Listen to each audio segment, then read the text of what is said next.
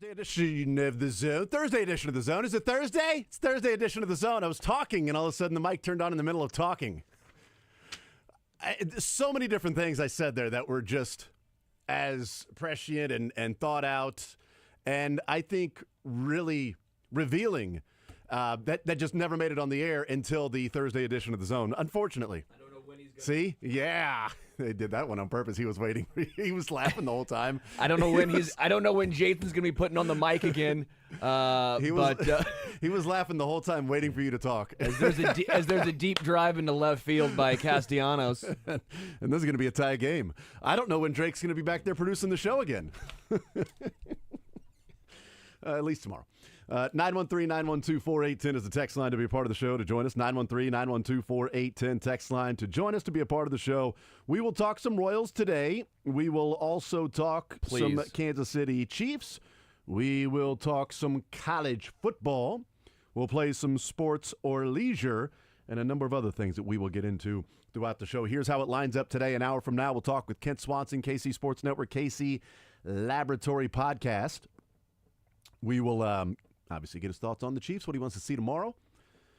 We will hang out with Brian Haney coming up at noon, voice of the Jayhawks. Yes, we'll have Brian. You can chalk it up. He'll be here at noon. And then we will play some sports or leisure at 1 o'clock and expected to be joined by a special guest at 12:45. Ooh. From Ireland. Nice. You could say back-to-back K-State were doubling down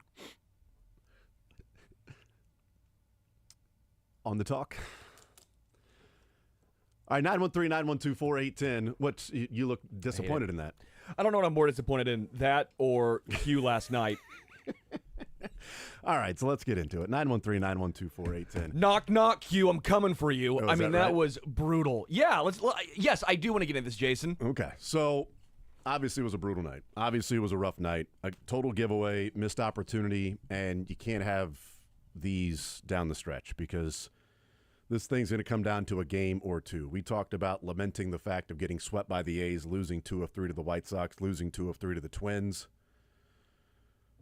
Their last 3 losses, they have led 3-2 in the 8th, been tied 7-7 in the 9th, and tied 3-3 in the 9th. Those are the last 3 losses that they have suffered. We could be talking about the Royals being the hottest team in baseball if they found a way to win those games. Game and a half back, Yeah. feeling good. Flip side of that is, well, what about the games that they found ways to win late? What if they lost those? Okay, that's fine. I get it.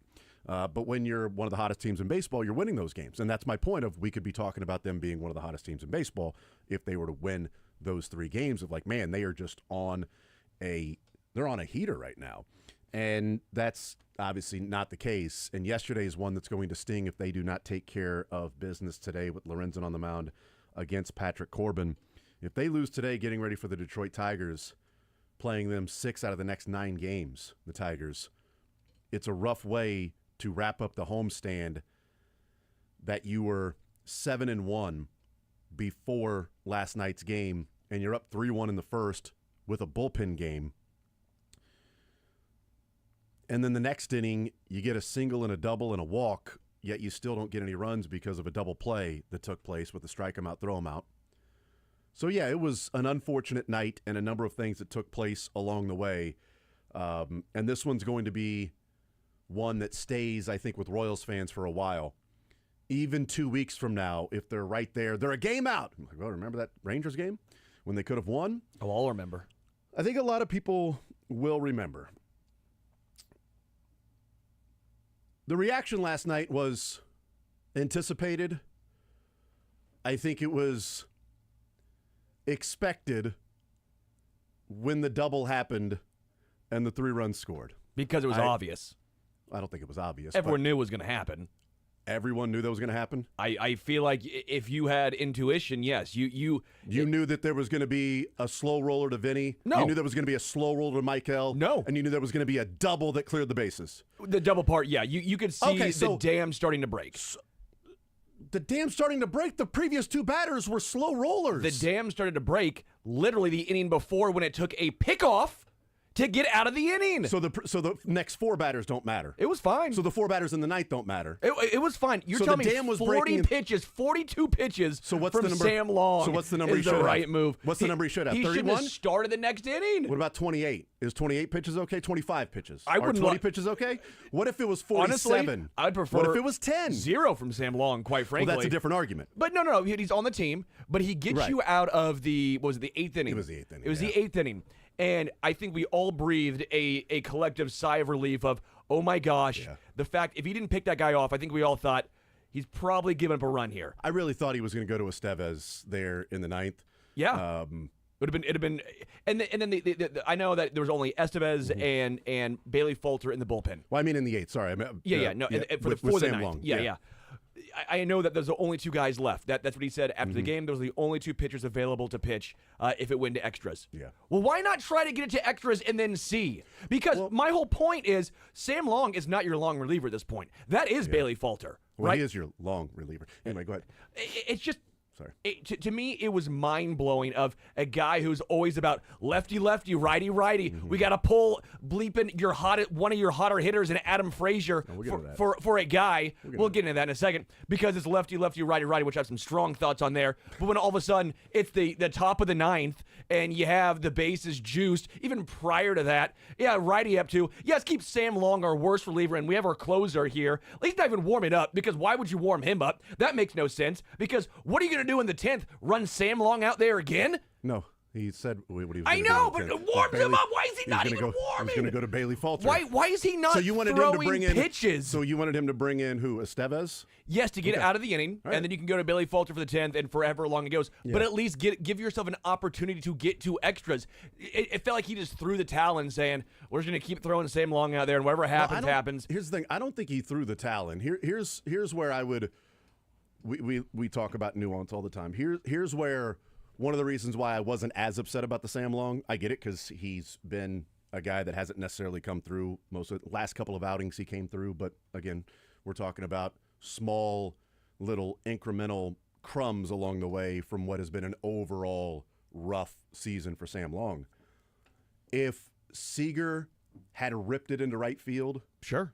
and Simeon had ripped it to the shortstop third gap like he did earlier in the game when when Langford ran through the stop sign, I'd be like, all right, you got to get him out because now they're hitting him hard. Sure. But I understood the decision to stay with him in that moment because you had 4 ground balls that weren't really hard hit in that inning, and you were a pick by Vinny who makes that play so many times. Like I've seen Vinny make that play the night before. He made maybe an even tougher one-timer pick. And Vinny has to make that play first and foremost. That's fine. We'll get into that. I'm not here for any Vinny slander. Agreed. Hey, I'm with you. There's a number of things I'll talk about. I will not talk about Vinny being any part of the reason why they lost that game.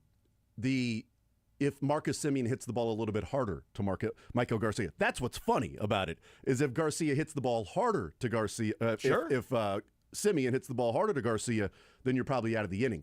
So I didn't see Sam Long like, oh my God, this is bad. But I could understand where you go, yeah, but does Sam Long have it in him to work out of now bases loaded against that? That would be my question, where I would be in agreement if people go, you can't leave Sam Long in there. The 40 pitches, right, if it was 30 pitches or 25, to me it's the situation more than the number of pitches that he's thrown because the previous number of pitches he was throwing were perfectly fine, that he got the 2 and the 3 batters to hit slow rollers that didn't even leave the infield. So it wasn't like, oh my God, now he's not hitting his spots. Now he's missing. Dude, it's a 4-pitch walk to Simeon. How do you leave him in there? Then I think it would be derelict of duty. I wouldn't have minded him to go and get Estevez at that point to try to get 4 outs, get the last, because we've seen that before. If the Royals had a lead, this is what's interesting to me. If the Royals had a lead, I would love to know what Q would have done if they had a 3. Let's say they're up 4-3 in that same situation. Sam Long out there in the 8th inning, 4-3. Simeon gets on.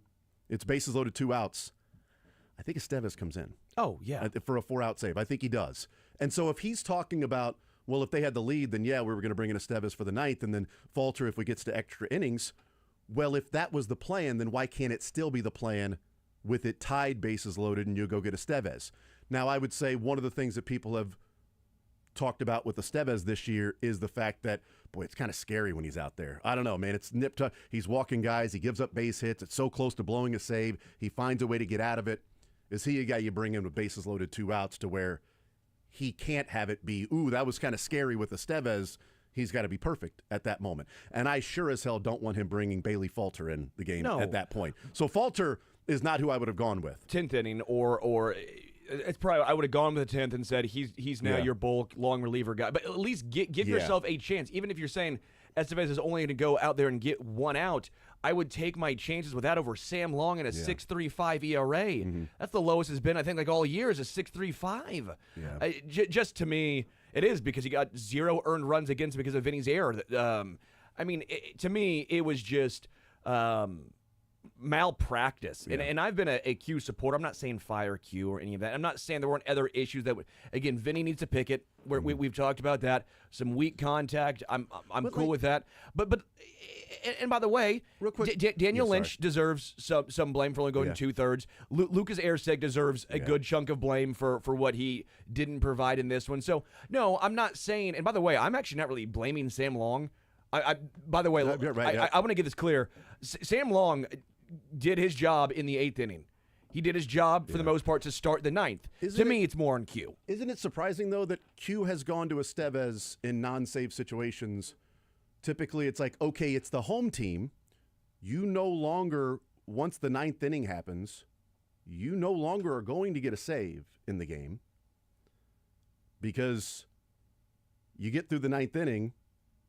Any lead you have at the end of that inning, the game is over. Sure. So we see managers bring in closers in non-save situations before.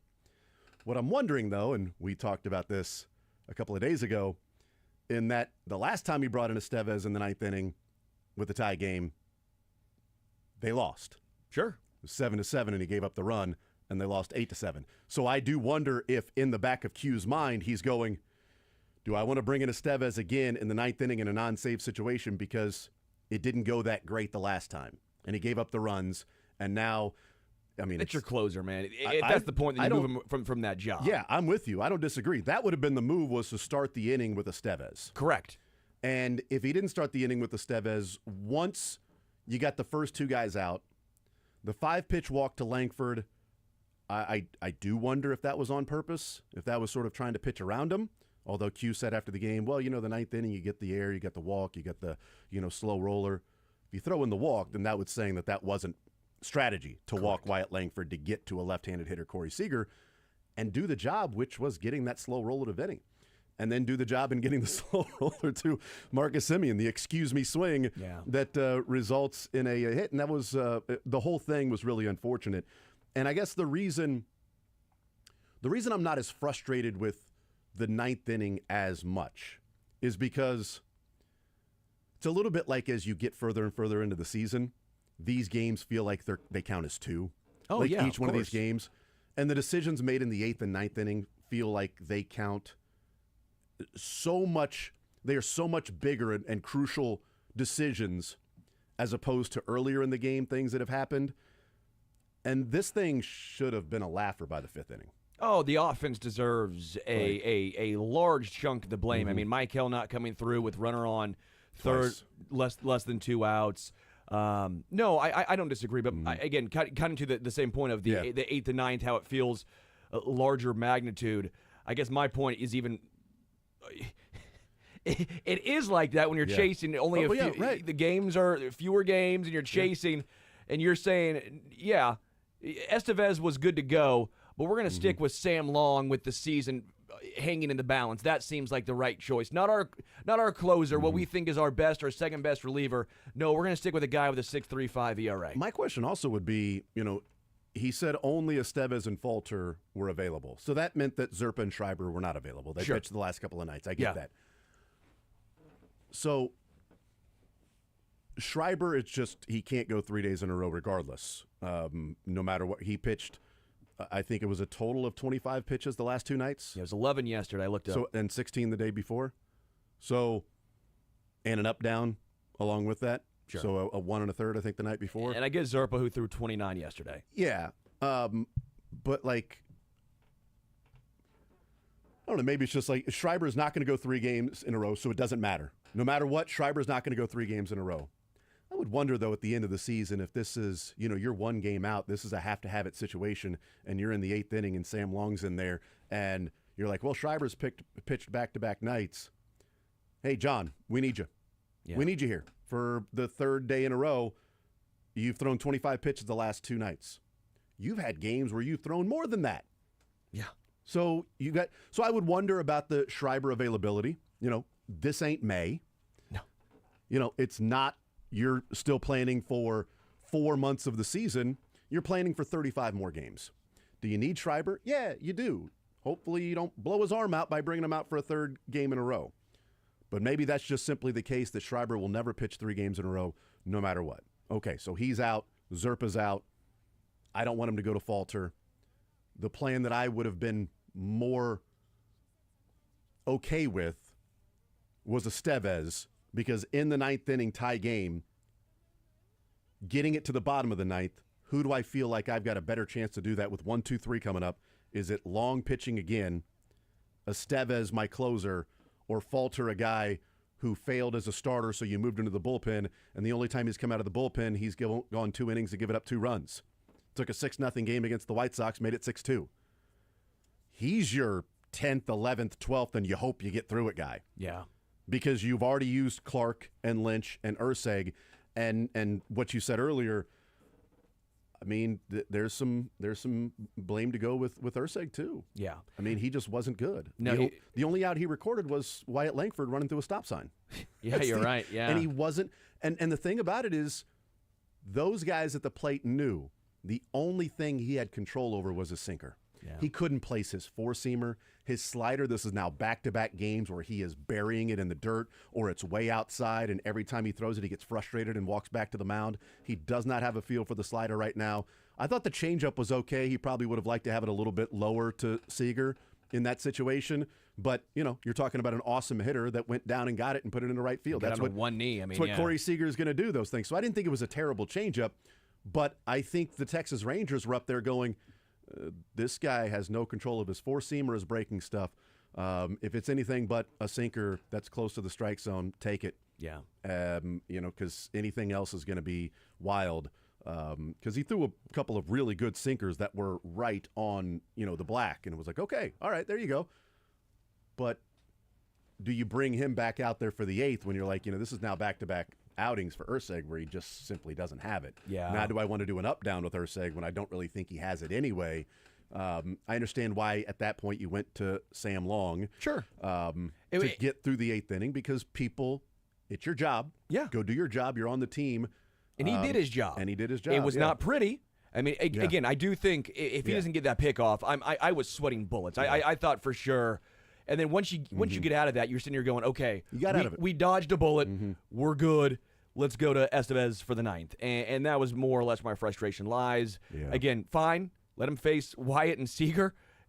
I know Simeon's was the little excuse me swing, but still, at that point, don't even let him face Simeon. I know the result now, but after Seager, I think that to me is a good point, because then it's like, is Sam Long a guy in this game that he's now walked a guy, got the job done, an error happened, running over to first, now running back and having to regroup? Is he a guy that I trust in that moment to regroup against Marcus Simeon?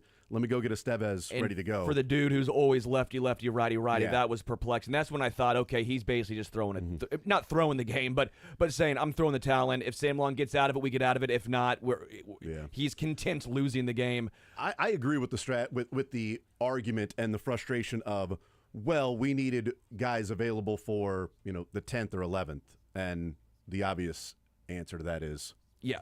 Nice. How did that go? Yeah. Did you get there? You got to get there first. Way to save your time out, Coach. Yeah. Way to save that. Way to pocket that for next week. So, good. I'm glad that helps you in the playoffs now. My biggest frustration, I tweeted this last night. I said, I don't have as big of an issue with Sam Long for the reasons we talked about. And I understand why people do, because, Is Sam Long the guy that you're going to trust in that situation with bases loaded and things sort of crumbling around you when you can get frustrated and go, I've made my pitches and this is BS. Like, what the hell? And then having two guys get on base the previous, inning with 2 outs.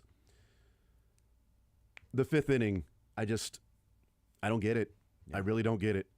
Nick Loftin is not good enough for you to go 5th inning, I need to get him in the game. Just because it's a lefty-righty, it's a bullpen game for the Rangers. Yeah. So the next time Frazier might come up to the plate could be against a righty in a massive situation in the 7th or 8th inning. Who would I rather have up there against a righty, Nick Loftin or Adam Frazier?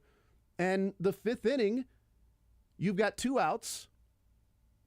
Now, Garcia striking out, not great. Vinny walks. Garcia strikes out.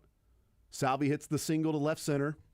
You got 1st and 3rd, 2 outs, Adam Frazier up, lefty on the mound. Let's go to Nick Loftin. Okay. And I'm like, I mean, you know this because you've already talked about it. You mentioned it before the show started to me. But Adam Frazier versus left-handed pitchers batting .214. Nick Loftin against left-handed pitchers is batting .214. It's down to 209 after last night. Oh, is it? I just looked. Now it's down to 209. So Adam Frazier against left-handed pitchers getting on base at 298. Loftin against left-handed pitchers getting on base at what, 280? 277. 277? Yeah, so you're looking at 21 points lower. Frazier against lefties is slugging .357 and OPSing .655. Loftin against lefties is OPSing barely .600. 603. Yeah.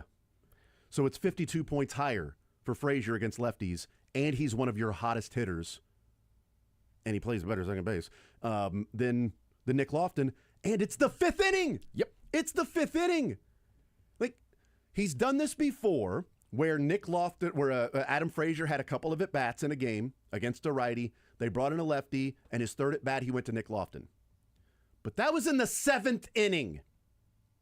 That was in the 7th the previous time he did this. And by the way, Adam Frazier has batted this year against lefties. In fact, his last 2 at-bats against lefties have been walks for Adam Frazier.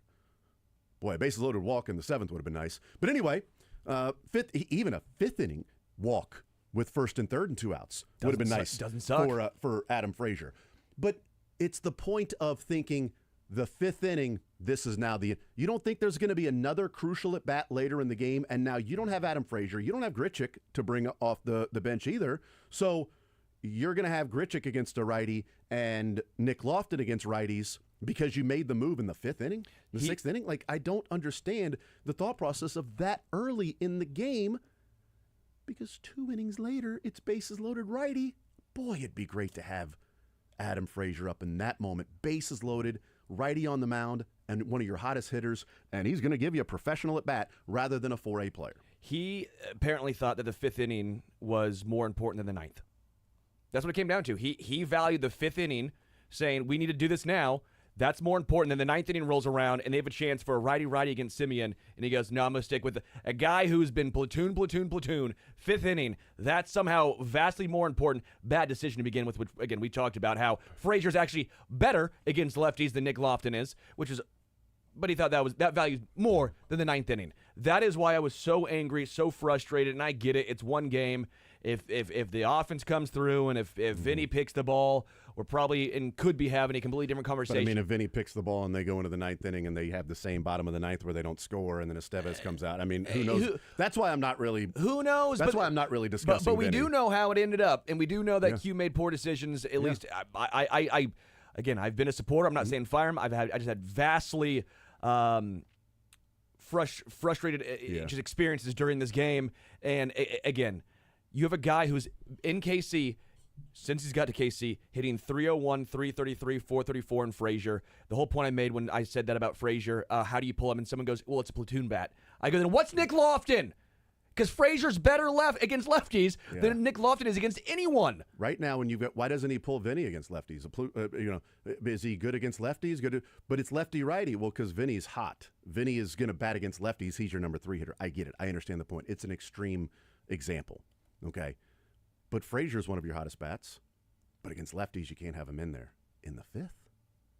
Vinny's batting .218. Actually, Vinny against lefties has the exact same 658 versus 655 OPS. Frazier and Vinny. Wow, I know. Shockingly, that Q didn't go to Lofton there. But Vinny's so hot right now, you can't really take him out, But Frazier, the guy, still, I know that's an extreme example, but Adam Frazier right now, I'm fine with him just simply playing. Playing. And I saw, last night somebody replied and said, well, maybe Adam Frazier's hitting like that because how Q is using him. I said, okay, I'll grant you that argument. How's Q using Lofton, and why is he hitting like that? Because against lefties and righties, he's OPSing at like 600. So maybe Q's misusing Lofton then? If you're going to give Q credit for how he's using Frazier, and that's why Frazier's hitting like that, well, then what's going on with Lofton and how he's using him? So square that circle. We'll take a timeout. We'll come back. We'll hear from one of the most accountable people I ever remember in Kansas City sports. We'll hear Matt Quattrero go through the decision there in the ninth inning. We'll talk about some Chief stuff as well as Sky Moore is traded to the San Francisco 49ers. We'll talk about that. Diana Rossini's report from The Athletic about teams that are looking for running backs. Eli Drinkwitz has made the decision on a quarterback, which we said yesterday what that would be. We'll take a timeout, come back. More Zone next.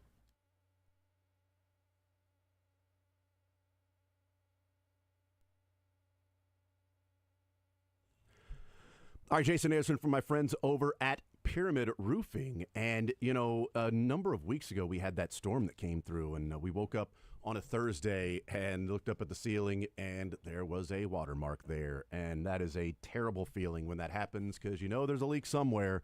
And so immediately called Pyramid Roofing. They came out later that day, free estimate, found out there were some things going on in the roof in that exact spot.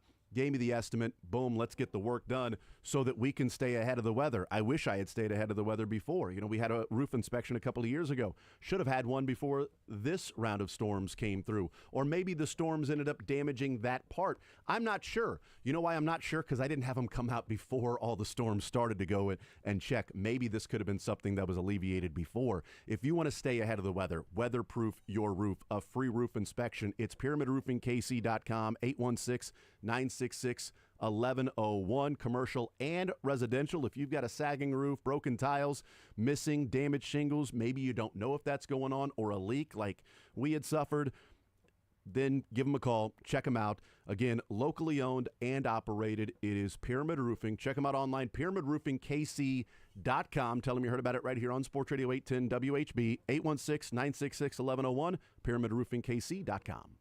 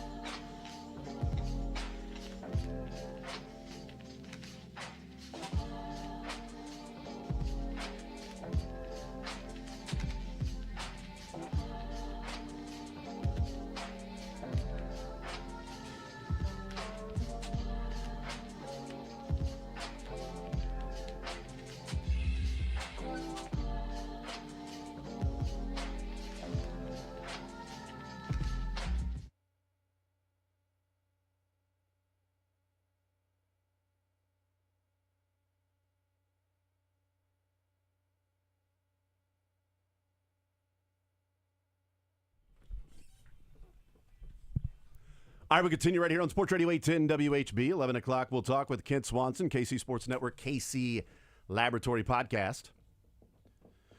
Let's hear from Vinny Pasquantino.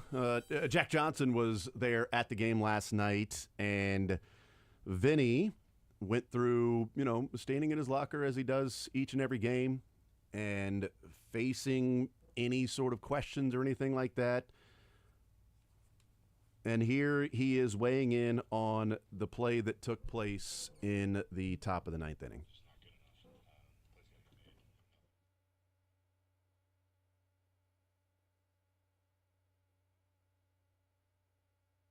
Make that play, you move into the bottom of the ninth there, and you got a chance to win a ball game and a tie game. And that play happens, and they're able to score 4 runs after that. So direct cause and effect was me not catching that ball. So got to look at it, see what I did wrong on it. Just missed it. You just got to be better than that. I'll be ready tomorrow. I don't know that I remember somebody more accountable than Vinny Pasquantino. And Joel and Monty even said before they went down to the clubhouse, and it was, they talked a little bit about the air, and they said, well, nobody will, he'll be the first one to tell you that, he made the mistake and he'll take full accountability for it. And I'm like, yeah, he will. And then hearing that, I'm like, look, I get it. I understand where Vinny's coming from, and he's that guy, which makes him such a big locker room clubhouse presence, and that sort of leader, the guy that will stand up and face the music.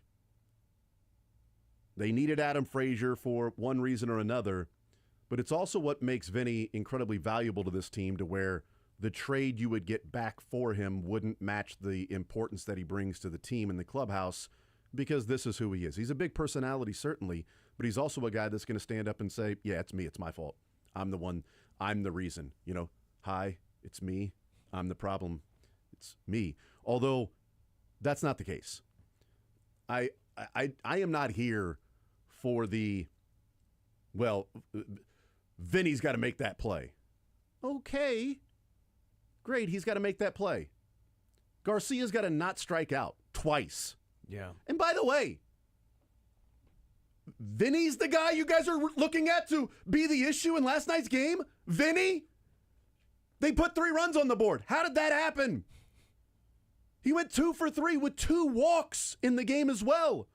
What do you want from him? What more do you want from him? Oh, well, he didn't make that play in the ninth. Oh, the play that shouldn't have happened and shouldn't have mattered because nobody else did anything. Oh, well, Vinny, he's got to make that play. And he'll be the first one to tell you that. But to act like any part of last night's loss is like, well, it's on Vinny. No, it's not. It's not on Vinny. He's been an awesome first baseman this year, and he's made plenty of plays like that this year. And there are a lot of things that, well, you've got to do this, you've got to do that, you've got to do this, you've got to do that. And he's the reason. It's not like, he was 3 for 3 with nobody on base, and then he went 0 for 2 when there were bases loaded and nobody out. Right? That's it. Well, he went 3 for 5. What more do you want? No, he had the 3-run home run in the first. He had the single that got Bobby to third to set up Salvi's walk, and then Lofton's amazing at bat. They pitched around Salvi there, correct? It sure looked like 100%. They were pitching around Salvi. Yeah, I'm not going to face Salvi when Nick Lofton's on deck. Yeah, sure, great.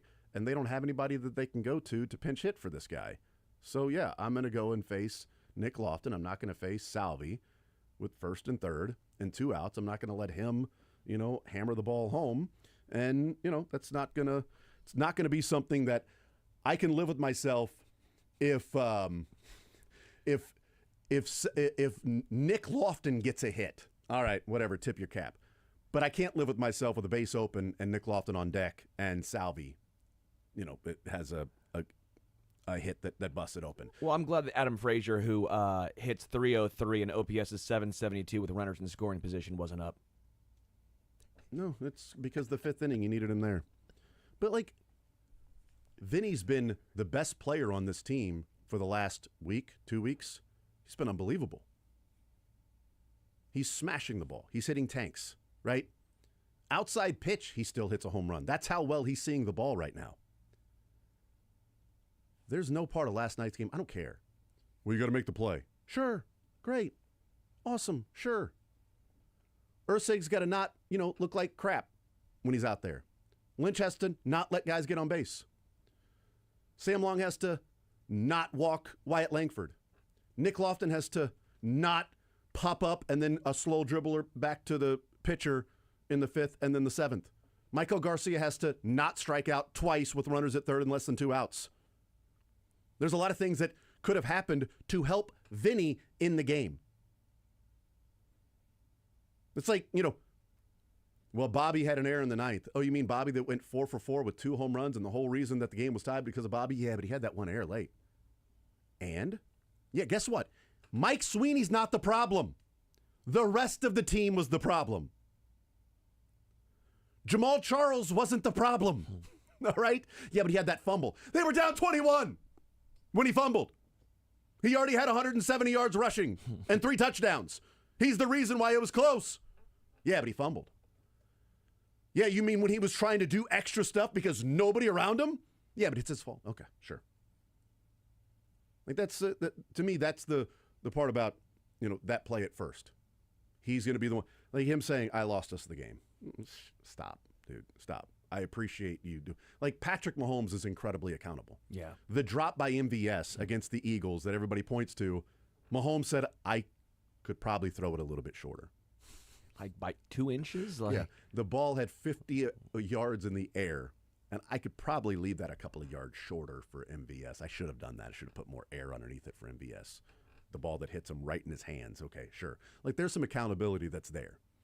And there have been times when it's like, Vinny's got to come through there. Vinny didn't come through on that. There are times when I'm like, okay, Vinny, accountability, you know what? Great. He's struggling, not getting guys home from third base, less than 2 outs, and he's there in the locker in the clubhouse saying, that's on me. Yeah, okay. Yeah, that's right. That's what you're there to do, is to do that. But he's having an amazing season this year. I know the batting average isn't great. We joked about that yesterday about, well, if you told me that Vinny's only going to be batting like 250 something, he's up to 262 now. But poor Drake. Drake just oh no, just dropped that. I'm 100% with you. Like blaming Vinny is a loser's mentality. He needs to make the play, but there are so many other aspects of this game. It's why I was so frustrated with Q in this one. It's like the whole we got to wait just in case for tomorrow. Mm-hmm. Win today. Worry about tomorrow. Win today. I know it's a 162-game season. If this was in, April, if this is in May, sure, I get it. I would understand a lot more. I'll acquiesce. But you're fighting for your playoff lives now at this point. That was where my frustration really lies. And we'll see today, but you had a chance to take a 3-0 series lead on the Rangers and move a game and a half back of 2 teams. Yeah, today is a crucial. And the wild card, and now you got Patrick Corbin on the mound, who's been inconsistent against the Rangers, but not the lefty, which means you got to see Nick Lofton in there instead of Adam Frazier, of course. Mm-hmm. I don't know. It just last night was a kick in the stones. It was. Vinny right now is pacing for 32 home runs and 110 RBIs. Right now with his 25 home runs and 86 ribbies. 32 and 110.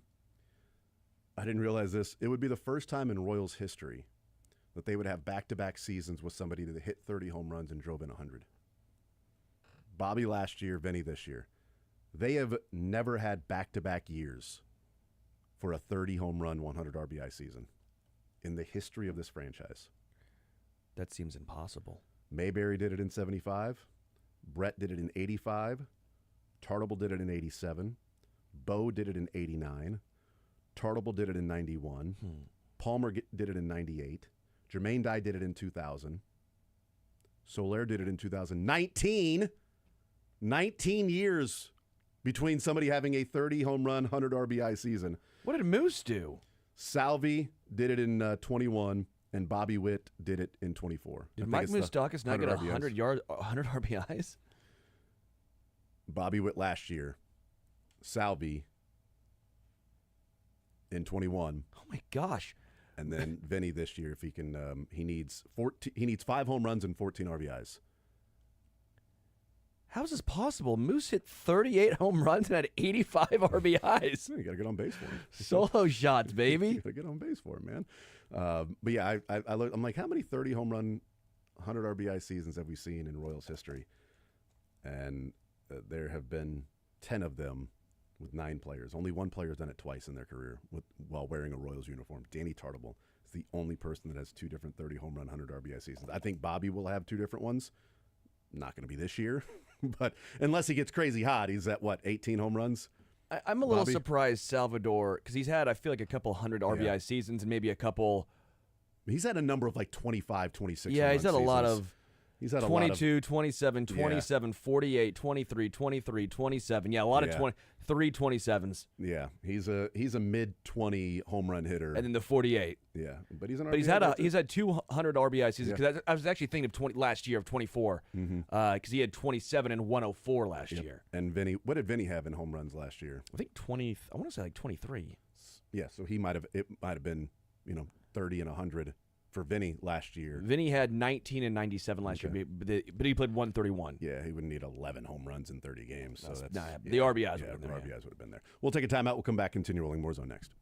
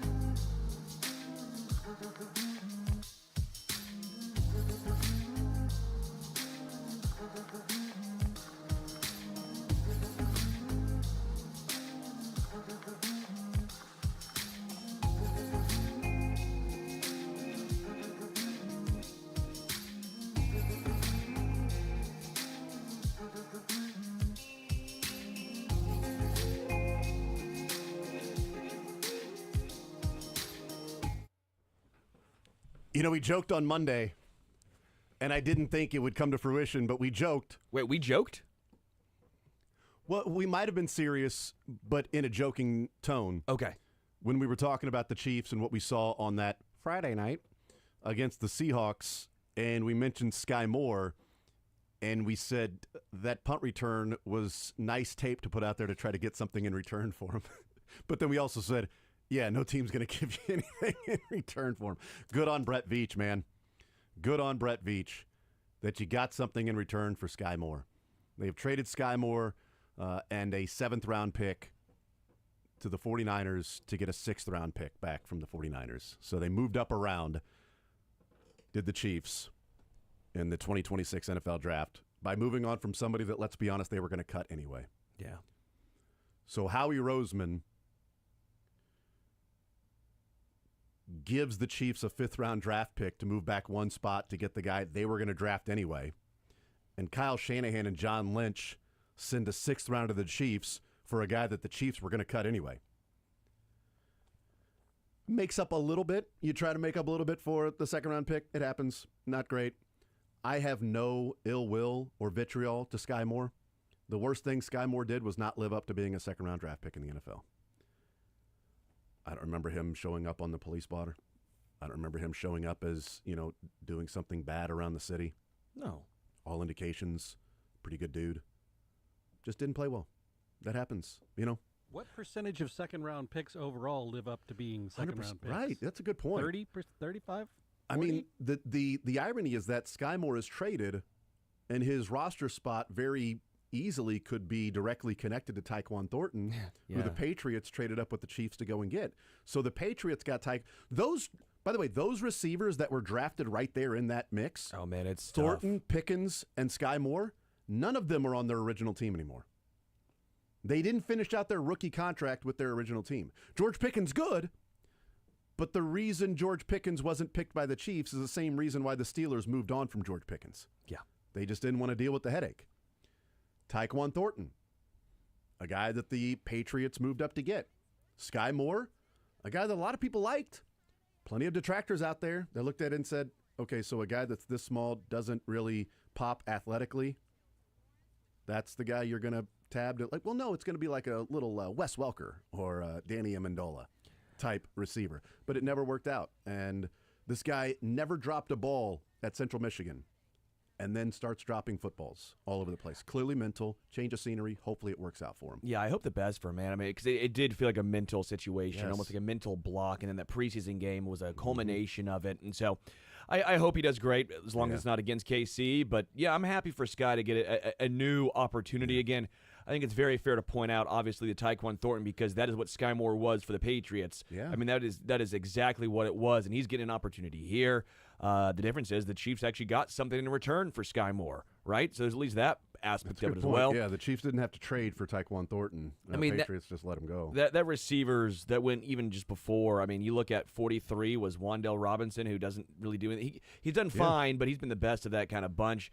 John Mechie hasn't done anything. Yeah. Tyquan Thornton, George Pickens, obviously. Alec Pierce. Alec Pierce has been pretty good. He's been fine. Yeah, I mean, he's been Sky Moore, but those were all before. Yeah. And I know that the Chiefs traded back, so they could have had those guys. Boy, Trey McBride right after Sky Moore kind of hurts. That was a kick in the stones.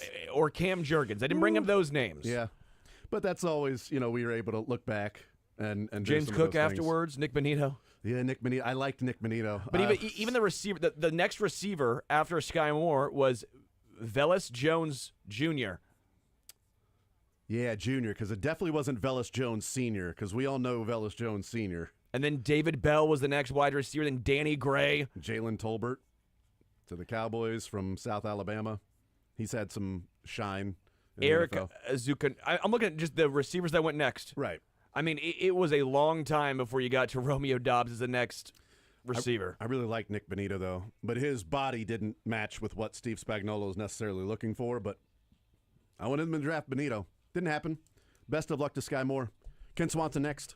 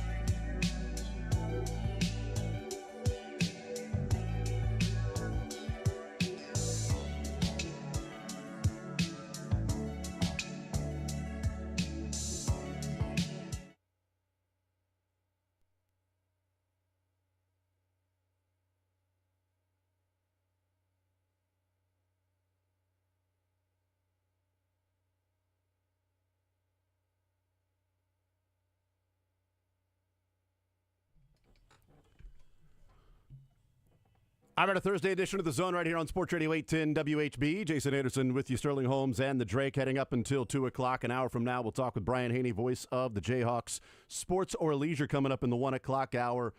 And see what else happens along the way. Right now, let's talk some football, some Kansas City Chiefs football, NFL football. It is Kent Swanson, KC Sports Network, KC Laboratory Podcast. Kent, welcome into the show. How are you, sir? I'm doing tremendous. It was great to see you in person on Sunday night doing Sound Off together. So I hope you're doing well, my friend. Yes, agreed. It was nice. When Mick told me that Kent was going to be on the show, I'm like, okay, now I'll do it. I was going to say no, but now I'm okay with coming on and helping you out, Mick, but only because you got Kent first. So it was a package deal, really. I don't think you knew that. So yeah. Yeah. I wound up seeing Mick at the KCSN golf tournament on Monday as well. Back-to-back days. He brought a team over. And played. Did they win? Time out there at Creekmore. Did they win? Oh no.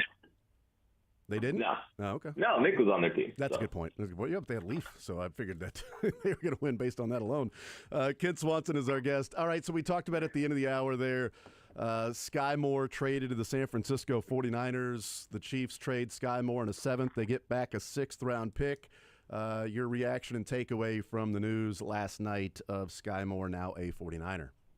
I think it's the best for both parties. I'm honestly a little bit surprised that the Chiefs were able to get something actual tangible without, any conditions having to be met for Sky Moore. So, I think about some of the trades the Chiefs have made in the past, like with Peyton Hendershot, which I don't believe conveyed is, hey, we gave up a conditional 7 for him if he hits these certain marks. The Chiefs actually got a small trade up in 2027 for Sky Moore. So good for them. I think, I don't think Sky was making this team, and I think San Francisco is a tremendous place for him to try to revitalize his career. I think, with the way that San Francisco plays offense, the lack of thinking that Sky Moore might have to do with some of the things that he do offensively and get some opportunities off of play action, I think would be really good for him and his skill set. He's not devoid of talent. I think mentally he just was gone in Kansas City, and I don't think this was the right fit for him as a football player. So best of luck to him, and I think there's actually a chance that he does okay in San Francisco. So the Chiefs now have their 1st, 2nd, 3rd, and 4th round picks. They have a 5th rounder and a 6th rounder by giving up their 7th round pick. They had already given up their 6th round pick for Joshua Uche, so they get that 6th rounder back, but they give up their 7th rounder, which leads me into the next question, Kent, and that is the report from Diana Rossini that says there are teams out there that are making calls to acquire a running back.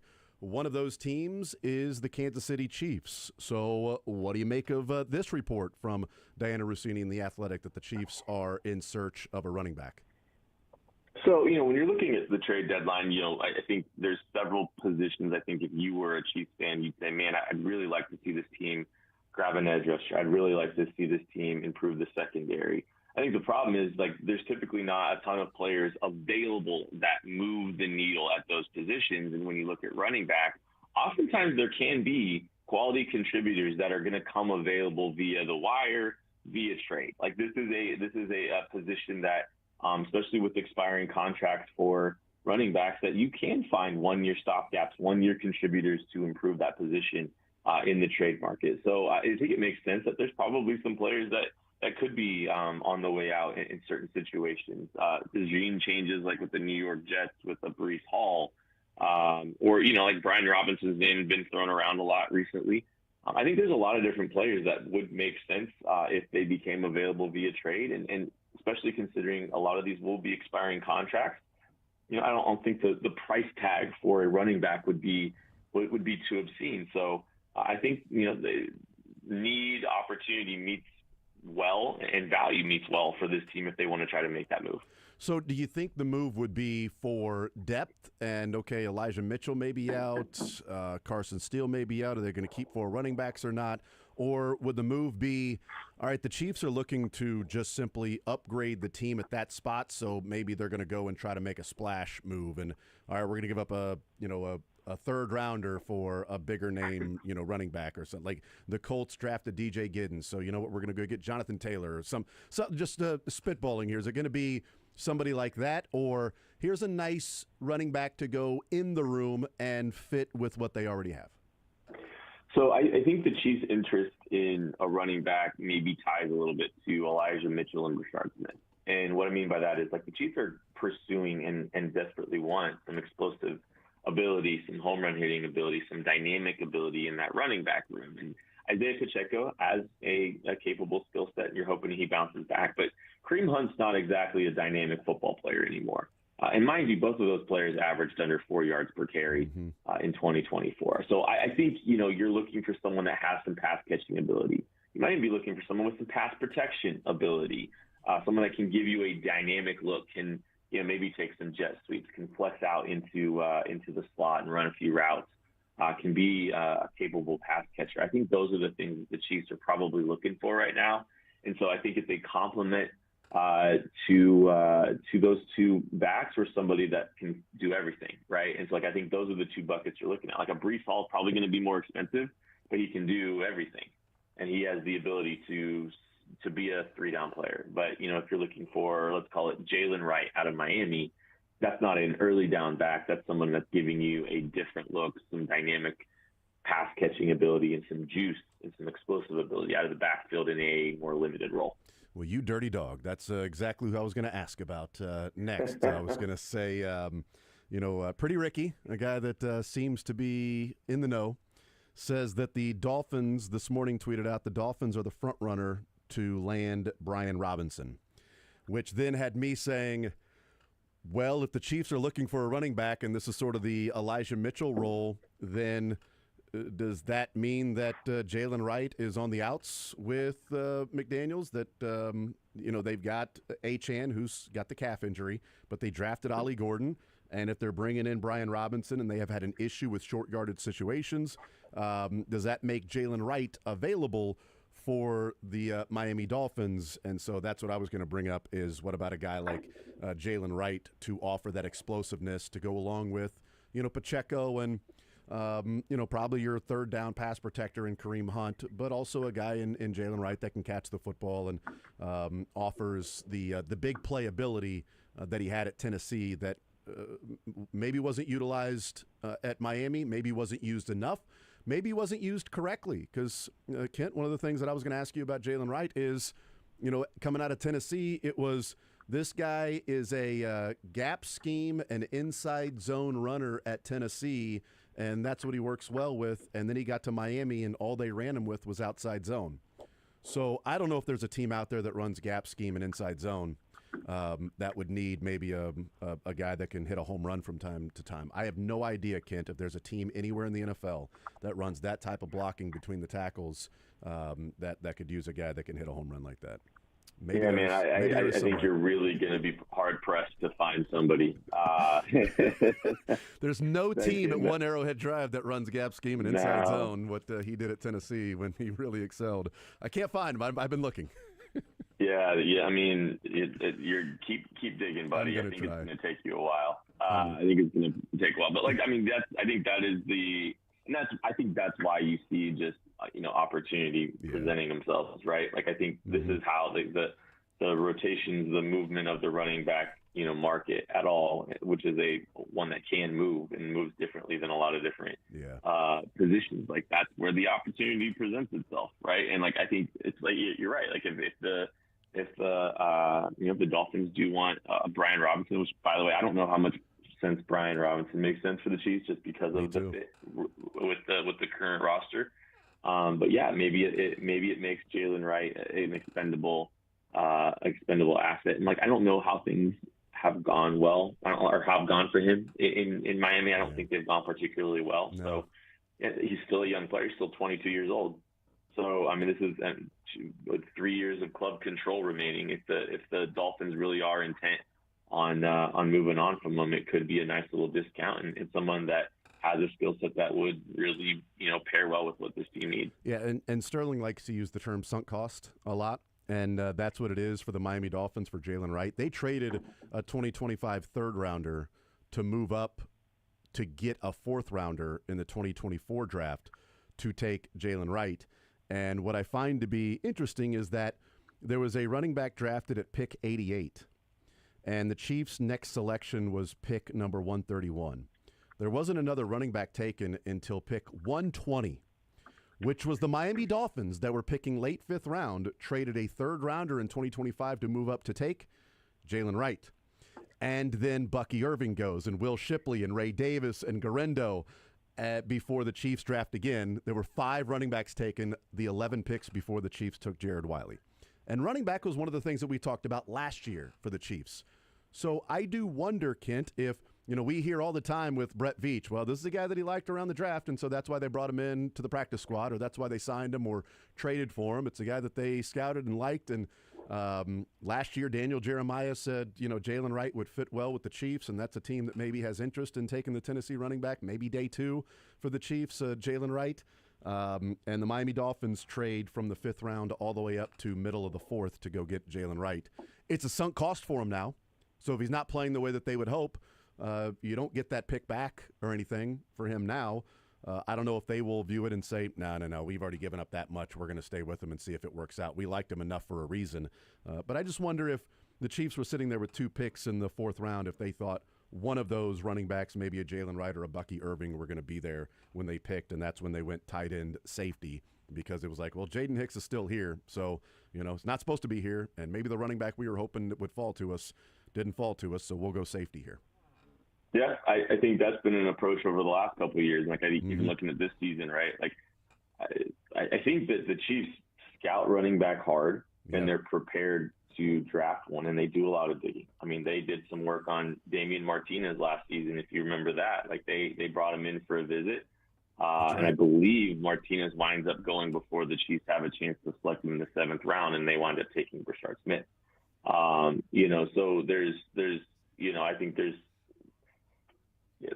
layers there. They're prepared, I think, to draft a running back when they see one they like, but maybe they are not always prioritizing as the board is falling to them. And I think that's, opportunistically, like, I think I'd rather have Jaden Hicks than more settled nature at the running back position. Running back's been a spot where they've gone cheap historically, and they've gone cheap in the past. And I don't think running back was as big of a question heading into 2024 as it's been this year, right? Where, Pacheco, I think there was a lot of expectation and belief that Pacheco's going to have a good season. So I think the need is bigger in this year. I think the need was bigger this year. I think maybe the fact that they're interested right now tells me that they're not satisfied with what they've got with Elijah Mitchell and potentially even, Brashard Smith. Like, they don't think that either of those guys are really going to provide what they need in the running back room, and they tried. They just weren't able to succeed. Let me just pass this along that was just sent to me. So, we were talking a lot of Royals in the first hour, so I did not see this around 10:30. Cameron Wolf covering the Miami Dolphins. Jalen Wright just walked off the practice field slowly with apparent injury, flanked by a trainer, and now headed into medical facility for more evaluation. Ollie Gordon getting running back reps. So there you go. As we talk about, it's fake. It's because Veach got the trade in. They're good call. It's a fake one. Great. Yeah, it's like the minor leaguer that hit the double, and they had to go and pinch run for him because he had just got traded. Like, get him off the base now. I don't want him to get injured. Get him off the base. We just traded that guy, and he had to come out because and then he goes into the dugout and hugs everybody and on into the clubhouse, and then catches a plane to a different team. Maybe that's the case. I don't know. Kent Swanson is our guest. KC Sports Network, KC Laboratory Podcast. Is there anything on the any other move or position that you think they may be interested in? I mean, running back was something that we talked about, so it's not a surprise there. But Harrison Phillips got traded, and that was probably too steep for the Chiefs. A couple of 6th rounders and a 7th rounder to acquire Harrison Phillips, and also I think $4 million added to the cap. They do have the cap space, but that was the trade that was made for him. But is defensive line something that maybe they'll look to trade, or maybe that's where they would be scouring the veteran releases and free agents that may happen next, 5 days from now, because next Tuesday? Yeah, I think defensive line, up and down the defensive line, would make a lot of sense. Defensive end, Felix Anudike-Uzomah's injury and season-ending injury puts them in a little bit of a bind now, too, where, I don't know if you love the depth of your defensive end room at this point. Karlaftis, Dana, Amenahue, Gelati, your only locks. Malik Herring fitting in now. If I think he would make the roster right now if I were to guess. So I think a backup nose tackle too, someone that adds some additional beef along the interior would make some sense as well. So I think those two positions, absolutely. Safety, I don't know. I think there's 3 rosterable safeties right now. Yeah. And maybe you could, if we're counting Chris Roland Wallace, I think there's 4 rosterable safeties. I just don't know how the Chiefs are going to, perceive him or view him, because he played. It seems like he might be playing a little bit more safety, but I don't think Mike Edwards is a lock, for instance. So I think there's a lot of positions where the Chiefs could use improvement on the defensive side of the ball primarily. So I'm definitely, outside of running back, I am paying attention to if they try to make any moves on the defensive side of the ball to try to get better, because I don't think there's a ton of positions that are really settled when it comes to the bottom of this roster. So we've had you on for this entire segment, and we haven't mentioned it yet, so I've delayed as much as possible to get your thoughts on Kingsley Suamataia in his 2 preseason games. And what do you think about tomorrow night? Would you like to see Caliendo play some with the ones? Would you like to see Jalen Moore in there with the ones? Or just, if they got Kingsley, then have him play as many reps as possible, because clearly they think he's going to be the guy. But what's your feeling on Kingsley right now, if you'd like to see other guys start to get some reps for at that left guard spot?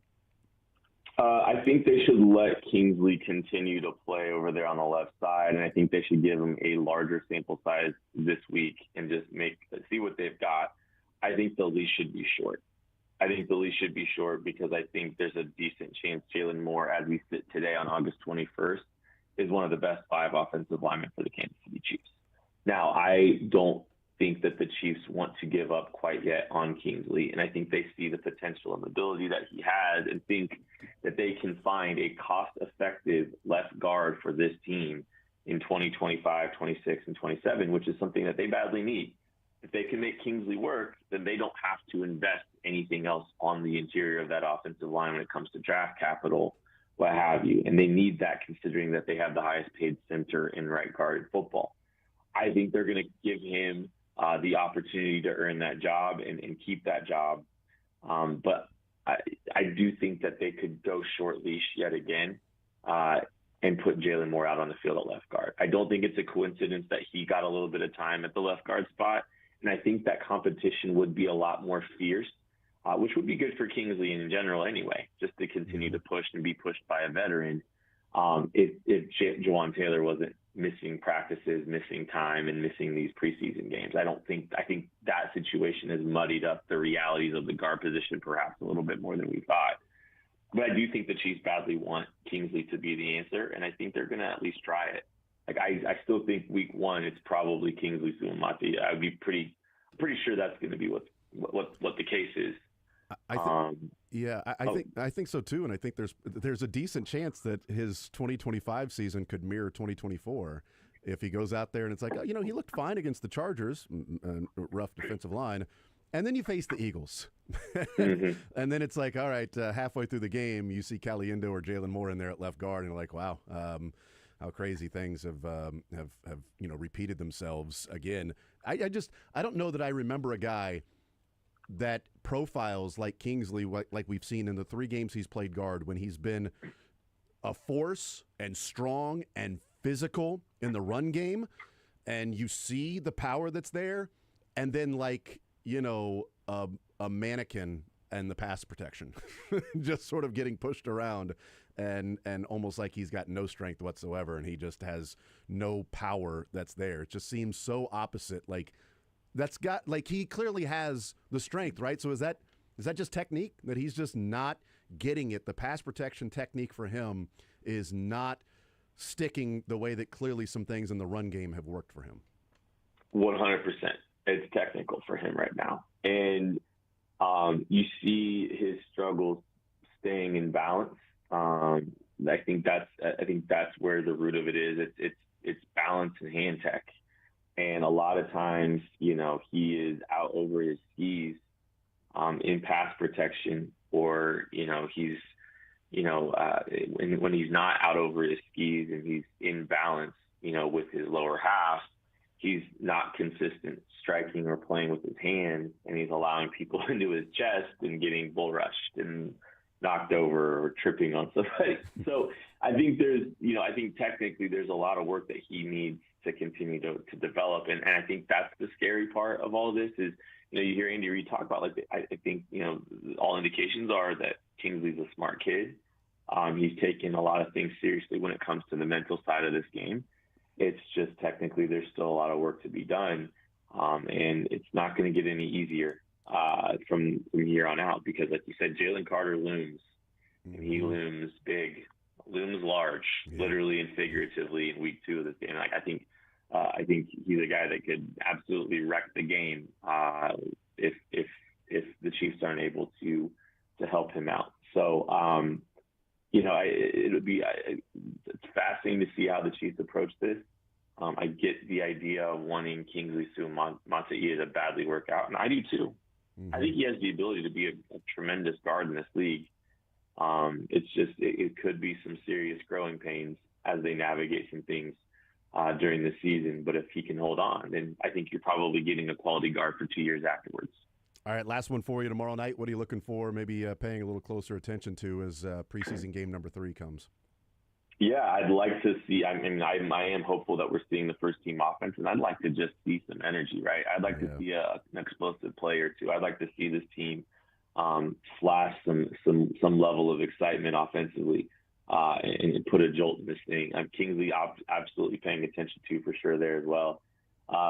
Defensively, the linebacker position was abhorrent against the Seattle Seahawks, and I'd like to just see some improvements there. And some of the starters getting in would be nice to see, but I think it's just like, let's see the first team start fast, see the first team play well, and gain some confidence heading into the season, because this has been probably the most sluggish, sloppy preseason that I've seen covering the Chiefs, and I want to see that remedied in week 3.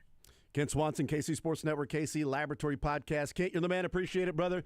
Enjoy the game, and in a couple of weeks, we'll be talking about the NFL kicking off and the Chiefs the day before their first game. Appreciate you, brother.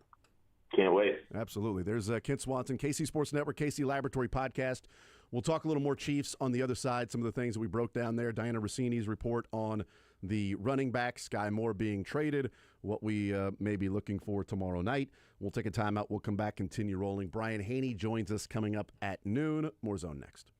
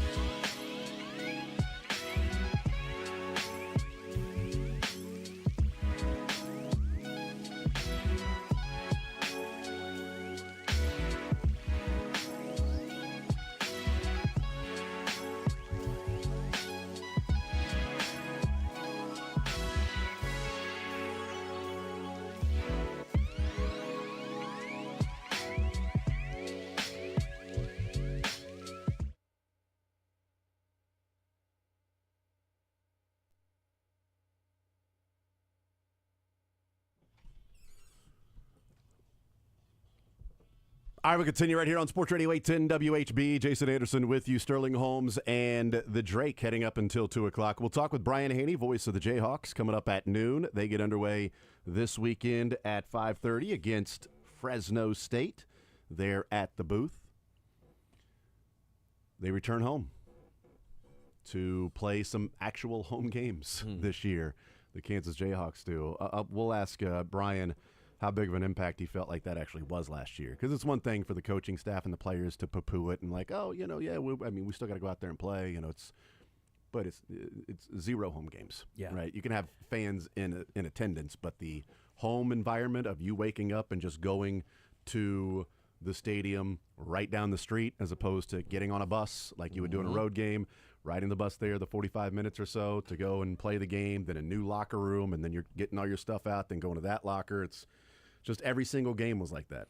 It's fun to play at Arrowhead for a game or two, right? Like, that's fun. And the novelty of playing at Sporting, for a game. Like, this is kind of cool. Kind of cool. I feel bad for the guys that graduated. Like Devin Neal, the guy that helped return. Guys that helped return Kansas football from laughingstock to respected, or at least, you take them seriously, and they're a solid program now.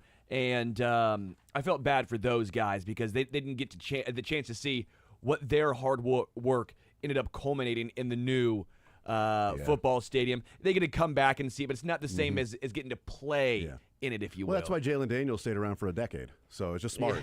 just smart. How do you stay around for 6 years? And you can really enjoy it. So we'll talk with Brian Haney coming up at noon. Thank you to Ken Swanson joining us, KC Sports Network, KC Laboratory Podcast. So Diana Rossini tweeted out earlier today that there are 3 teams that have been inquiring about acquiring a running back, and those 3 teams are the Saints, the Browns, and the Chiefs. Sure. That are shopping for a running back. And a lot of people have immediately gone to Brian Robinson Jr. then from the Commanders because he's on the trade block. And so that would be somebody that maybe, the Chiefs are inquiring about Brian Robinson Jr. because he's being traded. I think it's redundant in what Brian Robinson Jr. does that Pacheco does. So maybe you're like, you can have these 2 guys and both of them can stay healthy all season long. I think they're kind of the same style. And I don't think they'd be looking for a running back if they felt like Elijah Mitchell or maybe even Brashard Smith were giving them something that they were looking for in the offseason. And we knew that drafting a converted wide receiver to running back in the 7th round was going to give you big playability in the passing game, but also as a running back, he wasn't going to come in and be an every down back in year 1. That's why you have Pacheco. That's why you brought back Kareem Hunt. But he's a guy that maybe offers some juice in the passing game, the screen game, a quick burst, top-end speed, and will eventually develop into a guy that maybe can be a 2 or 3 down back. Don't know if that'll ever be his role, but maybe could be that. And Elijah Mitchell signed. Hopefully you're getting the guy that had the juice a couple of years ago. 2-3 years ago, that guy that was that just played really well and had the breakaway speed and hit the home runs. And the Chiefs haven't had that in a while, and it's something we've talked about for a number of years now that I would like to see the Chiefs acquire in, a trade or a draft pick to get somebody that can have a home run ability. So I don't know that it's Brian Robinson that they're looking at. I would doubt that it's Brian Robinson that they're looking at, to be honest with you. Because if it's for a running back, I think it's for Elijah Mitchell. Like, it's not for Carson Steele. Yeah, I'd agree. It's for Elijah Mitchell, and they're not seeing what they want to see from him, and they need that guy this year. The Saints one is interesting because and I don't know if this is any serious thought to this, but doesn't Alvin Kamara feel like a guy that would fit on the Chiefs so well? Doesn't that guy feel like a guy who a great pass catcher, a little more explosive, don't have to give a ton of carries to, could put him in a timeshare with Pacheco, and I think that those 2 would complement each other very well. He's a veteran. He's older, so I don't think he's going to cost. I got to look what the contract is, but like, we signed him to I forgot about the contract. Deal. That might be the. But that was my thought. Can they? If the Saints brought in a guy, would they be then looking to shop Alvin Kamara? Because the Saints are going nowhere. right? I can't imagine Alvin Kamara being thrilled at 30 years old joining another rebuild in New Orleans, right? So is there a situation, looks like you can get out after this year for the Kamara deal. Well, what's his... that's still not great. What's his base salary? So his base salary this year is $2.9 million? I'm seeing. Yeah, it's 25. Why did they have 24 in here? Yes, correct. It's 2.9 million. Yeah, so then next year it's 11.5. So if you're trading for him, you're taking on the base salary and maybe some of the guaranteed stuff that's along with that may or may not be picked up by the Saints. I don't know how the void But it would be years- the Saints looking for a running back, though. Yeah, but I so think maybe they're looking to add to Kamara and not move on from Kamara and just switch somebody out. I assume that, again, that team's going to be bad. I would imagine they're looking – this is my takeaway. I think they'd be looking for a younger guy, to be their guy and then move on from Kamara. There's no reason to pay a running back that much money when your team's that bad. Well, and it's like, what are you going to get for him? You're not getting anything back for Kamara with the contract, unless you eat the contract. But I don't know how, and this is my ignorance here, how do void years work once the trade transpires? Oh, they take on the dead cap. They take on the guaranteed dollars that have already been paid that were then extended out through the life of the contract because those guaranteed dollars have already been paid. Now, you can negotiate that into the trade. So whoever's trading for that player is getting their base salary and the base salary the next year.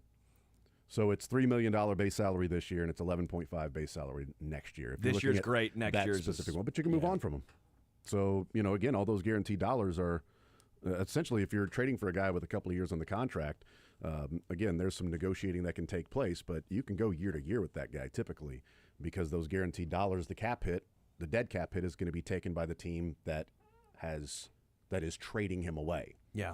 You're taking on. You're not then transferring, like, they're not going to say, hey, Chiefs, we paid him $12 million already in guaranteed dollars, but you're trading for him, so we're going to need 6 of that back, and you're going to take on 6 on your salary cap, and the base salary. It's like, no, you already paid that. That's part of, paying the upfront money and the guaranteed dollars. That's part of putting 2 void years, 4 void years on the contract there for some reason. So 2-year extension with 4 void years. The Saints are stupid. They're just a hilarious organization. But I just wonder, because they also drafted Devin Neal this year, right? And so I'm going to look trade for Devin Neal. Well, yeah. But you look at Alvin Kamara, Keandre Miller, not much there. Devin Neal, Cam Akers, not really much there at this point.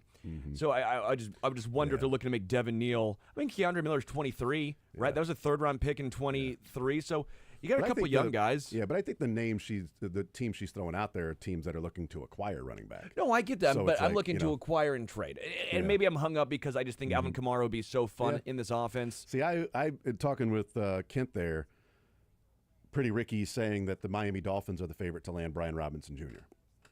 Because Diana Rossini did not say Saints, Browns, and Chiefs are inquiring about Brian Robinson Jr. Correct. It's that Saints, Browns, and Chiefs are inquiring about running back in the NFL. They have been looking around and calling, and maybe that's what the Sky Moore, you got a 6th round for him. You gave up your 7th rounder, so now you have a 5th and a 6th and not a 5th and a 7th because you gave up your 6th rounder in the 26th draft for Joshua Uche. So now you've given up a 7th rounder to get a 6th rounder back, but you gave up Sky Moore to do that, so you moved up a spot.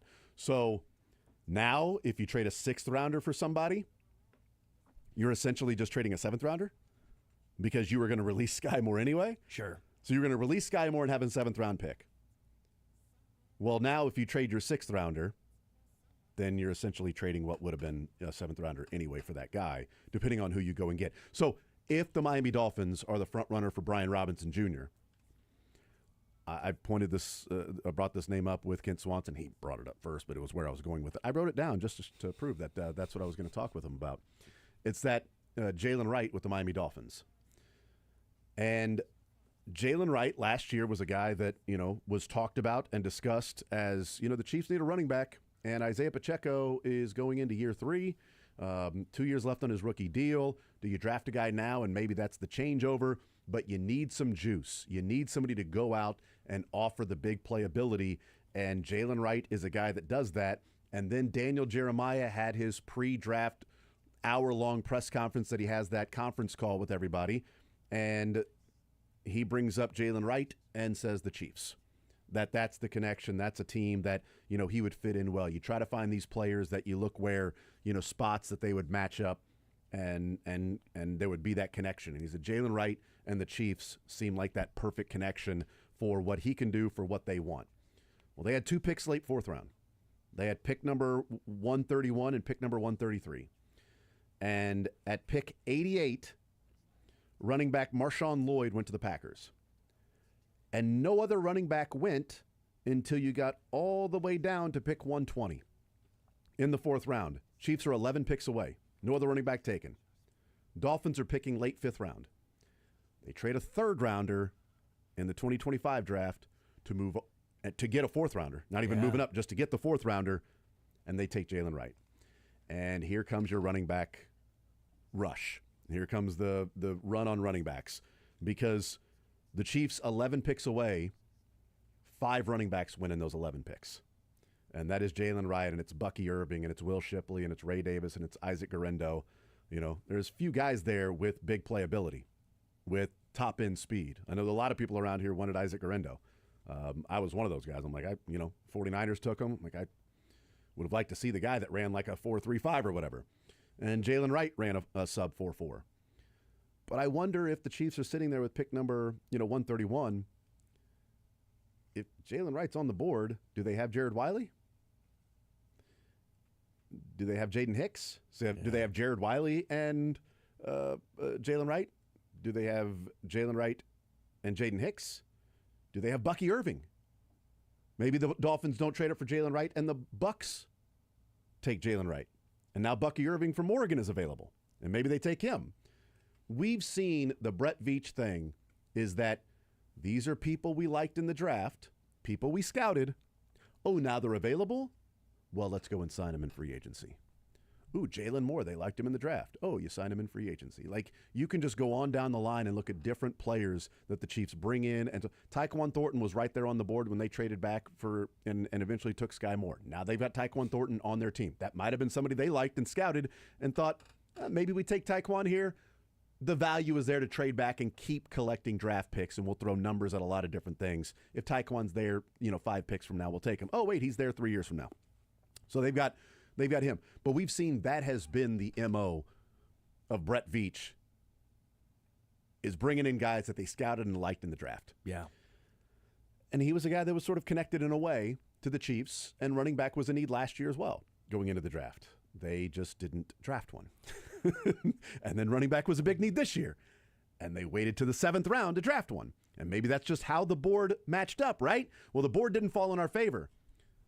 Well, if the board fell in their favor in 24, is this guy already on the Chiefs? Is that a guy that they're going, you know what, maybe we give up a 2026 7th rounder or 2027 7th rounder, because you don't have a 26 7th rounder, for that guy.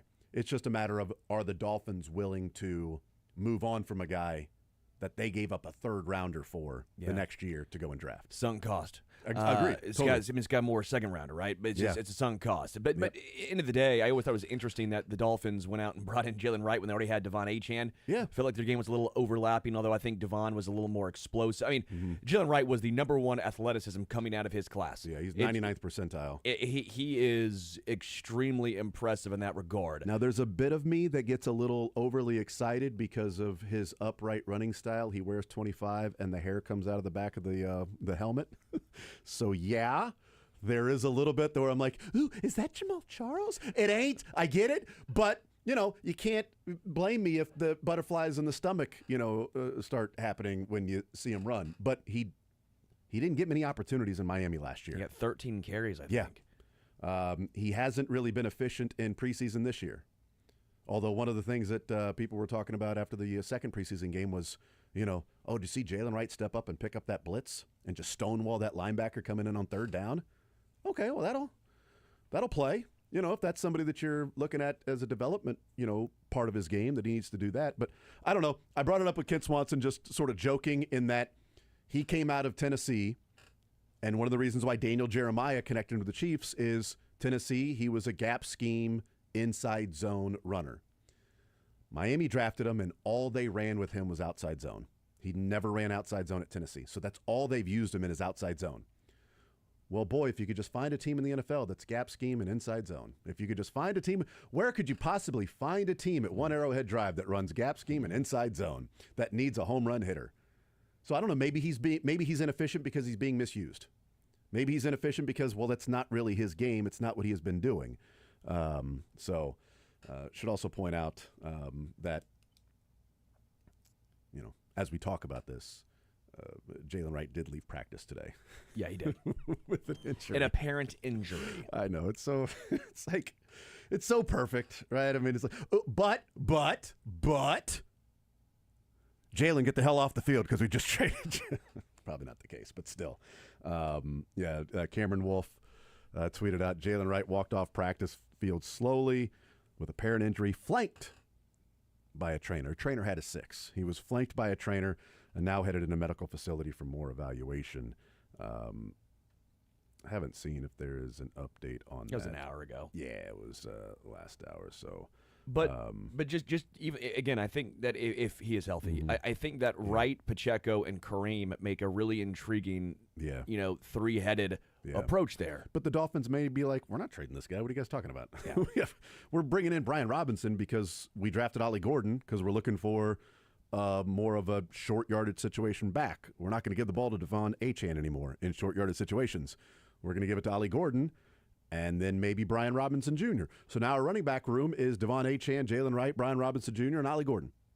So, that could be the route. And I'm just connecting the dots of, like, it'd be nice to have that guy who I liked coming. I mean, I liked him coming out of Tennessee, too. So, that's probably also one of the reasons why that's there. But it is just the coincidence of him leaving practice today with an injury. So there you go. We'll take a timeout. We'll come back. We'll continue rolling More Zone next.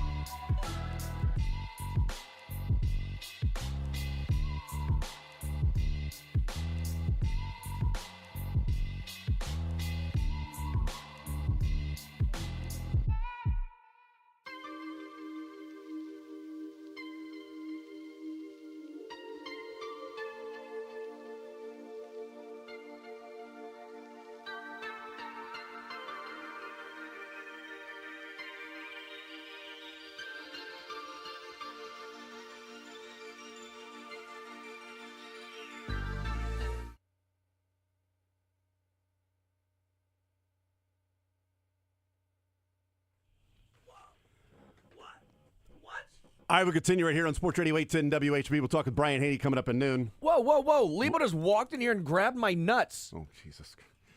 They're cashews. Those are cashews. You walked in here and grabbed my legumes, Lebo. Please call HR. Yes, you should call HR. For you, I meant. What do you mean? He came in here.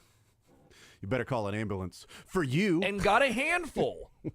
What do you mean? He grabbed a handful. Yes, I know, I saw that. Yeah, we heard it. Yep. By the way, Diana Rossini yesterday also tweeted out that the Jets are among several teams monitoring the trade market for potential wide receiver additions. The 49ers and Vikings are also making calls, and then the 49ers traded for Sky Moore last night.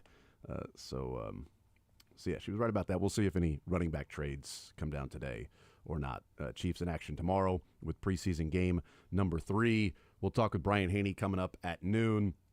We talked a lot about the Kansas City Royals in the first hour and the frustration of last night's game in feeling like that was just a giveaway game, man.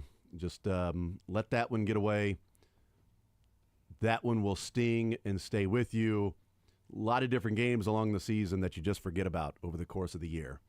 There are a few that you remember over the course of the year, and this is certainly going to be one of them, I think, with this Royals team in not finding a way to, I'm still for mad. sure, win the series against the Rangers. Still mad. It creates a big one today because then you got the Tigers 6 games in the next 9 are against Detroit.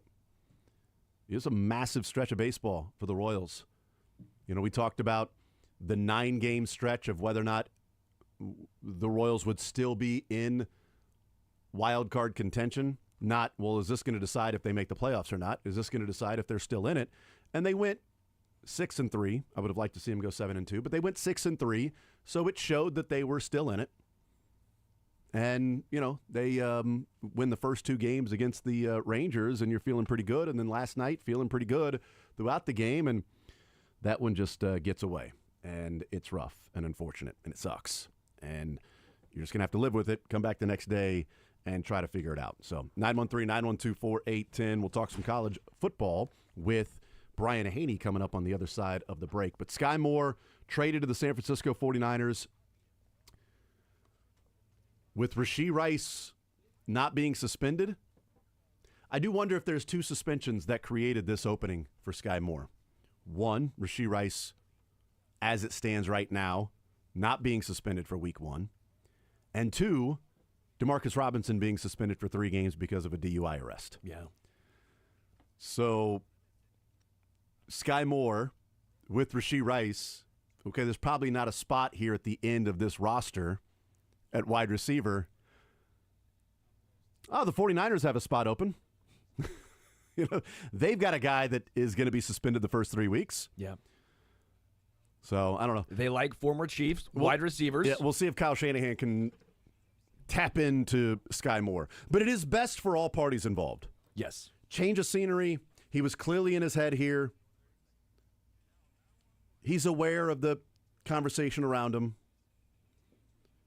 And I think that's part of how you drop 2 easy passes in a game where you came out of college being a guy that never dropped a pass. Biggest hands in the wide receiver group in the entire draft. Johnny Benchian Mitts. That's right. Benchian. That's what they called him. Sky Benchian Moore. Probably. I don't know. Brian Haney coming up next.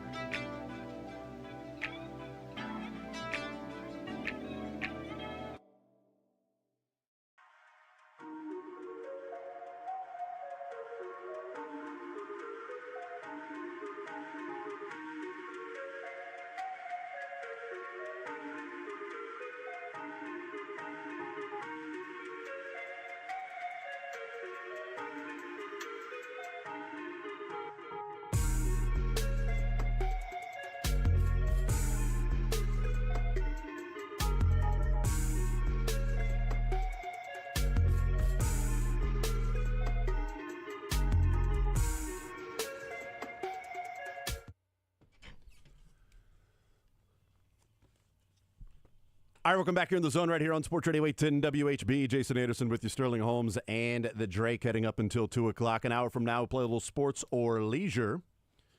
Right now, let's talk some college football getting underway on Saturday. A couple local teams in action for a Week 0 matchup. Let's talk about the Kansas Jayhawks. Brian Haney, voice of the Jayhawks, joining us here in the zone. Brian, what's happening, man? Jason, my brother, how you doing? I am doing just fine, man. I'm doing just fine. I appreciate you joining us today and getting a chance to catch up and talk a little KU football, man. Absolutely, and I joke about the brother thing. People think yes. we look alike and sound alike. But, yeah, it's great to be on with you. Always great to beat the drum on all the good things we have going on Mount Oriad. And right now, what a week to be a Kansas Jayhawk. Saturday, truly a historic day right around the corner. Yeah, it's I think it was it was Soren's show the other night. I was listening, and he was talking college football. And they said, Lance Leipold going into his 5th year, and I'm like, no, that's not right. No, it can't. No, he's not going into. Oh my God, he's going into his 5th year at KU. It is absolutely amazing that it is now 5 years for Lance Leipold and what he's been doing there at Kansas. Can you believe that we're talking about year number 5 for Lance Leipold at KU? It's gone by in the blink of an eye, and so much has transpired in the first 4 years. Mm-hmm. Right before you guys called, I was sitting in Lance's brand-new office overlooking the jaw-droppingly beautiful, reimagined David Booth Kansas Memorial Stadium.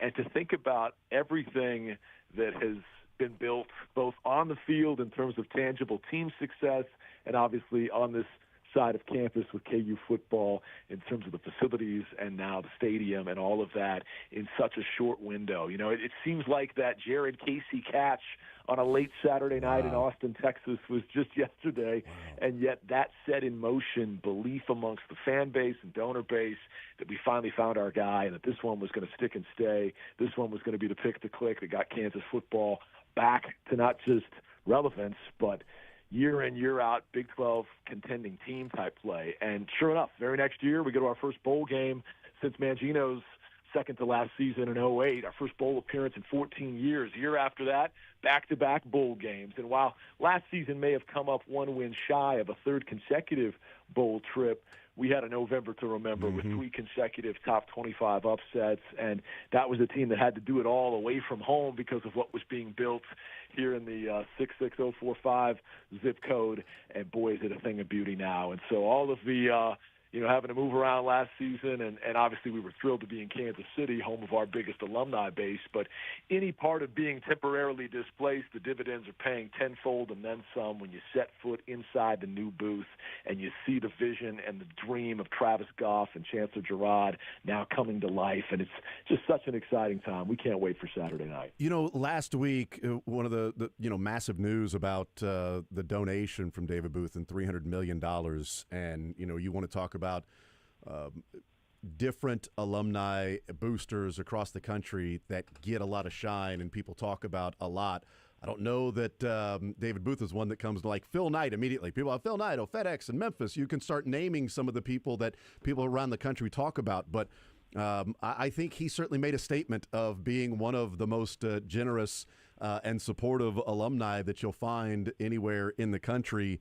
And that $300 million gift, I mean, if Lance Leipold isn't coaching and the program isn't on the trajectory that it is, I don't know that you're getting that particular gift. But the significance of that, Brian, and what the long-term impact can be from that decision that he made to donate that money.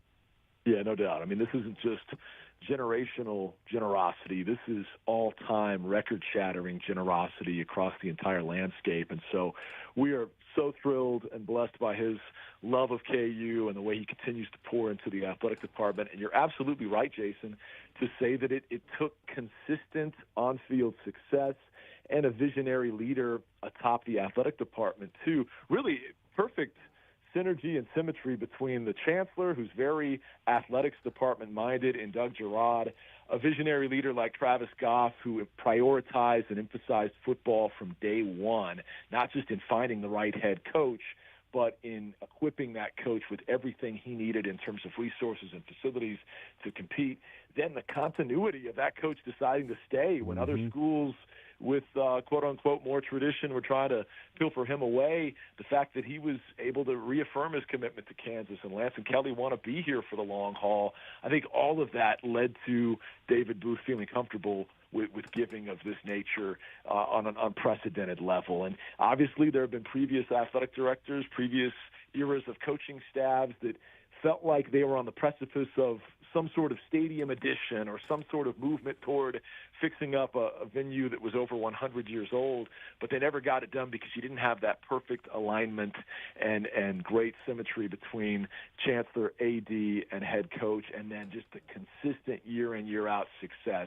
If you build it, they will come, and you could say that beautiful baseball quote talking about the stadium and fans, but when Travis Goff and Lance Leipold say, if you build it, they will come, they're thinking if you build the on-field success, the donations will come, and then you can build the stadium. And so it's kind of twofold in pulling that one out, the field of dreams. No, I'm with you, and I think that's part, like, you want to build a stadium for eventually what you want to fill. Like, okay, we're going to build this program, but we also want to make sure that, all right, so we got the seating capacity, and we don't want to have the program to the level that, okay, now we're behind on what we should have with our stadium. Can you do it hopefully aligned? And KU's able to do that in getting the renovation along with the program coming in the way that they are and continuing to solidify themselves consistently year in and year out. And I was looking back, Brian, November 18th, 2023, was the last time KU played a football game there at the booth until Saturday. You were around this team last year, around the coaching staff, and maybe it was sincere. I don't know, but I know that throughout the year it was like, well, no, these are still home games. No, it's just we understand what the deal that we're playing. We get to play at Arrowhead Stadium, right? This is awesome. It's a cool sort of environment to play at Children's Mercy, at Sporting Park. This is really cool, but being around the team, how much did you think maybe that have an effect or an impact on this team, the way they started with having 0 home games? They had a home field that they called their home field, but that's not your typical home game where you wake up and you head to the stadium, not get on a bus, head to the stadium, a different locker room, different field and everything.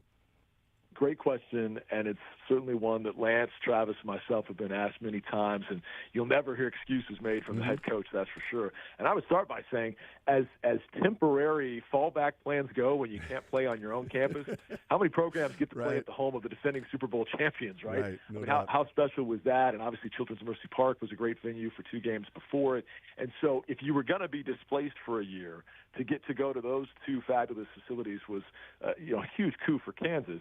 But having said that, is there fairness to your question that maybe there was some degree of just being out of your typical routine and maybe making that slightly more difficult? There's no way to quantifiably place a value on what that may or may not have, affected the team in terms of a win here or something like that. But it had to have some effect, certainly, especially in a season where you could go back and count up more than a handful of near misses and think, man, we were 1 win shy of bowl eligibility. But, hey, that was the necessary thing to do to now enjoy this stadium for generations to come and enjoy a stadium that, is at the forefront of anything you're going to see around the rest of the league. And so, I know Lance has fielded that one, and he will never use it as a crutch or an excuse because they had a chance to still have a great year and had great crowds with that awesome KC alumni base that I alluded to earlier.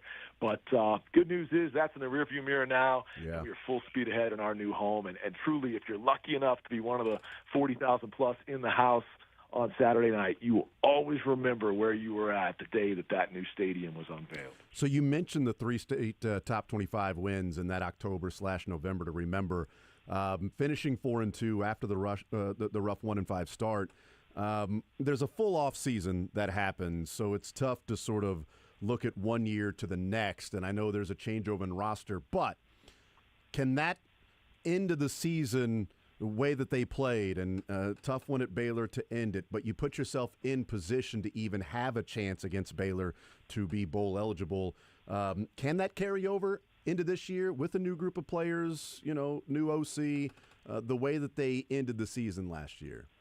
Absolutely. I think it absolutely does. To start with the tangible facts of what they're losing and what they're adding, it was 37 departed seniors, 50 total newcomers on this team, and some of them we're talking about high-level, immediate impact transfers like Justice Finkley from Texas, who's already been voted a team captain, and he's just been here a matter of months.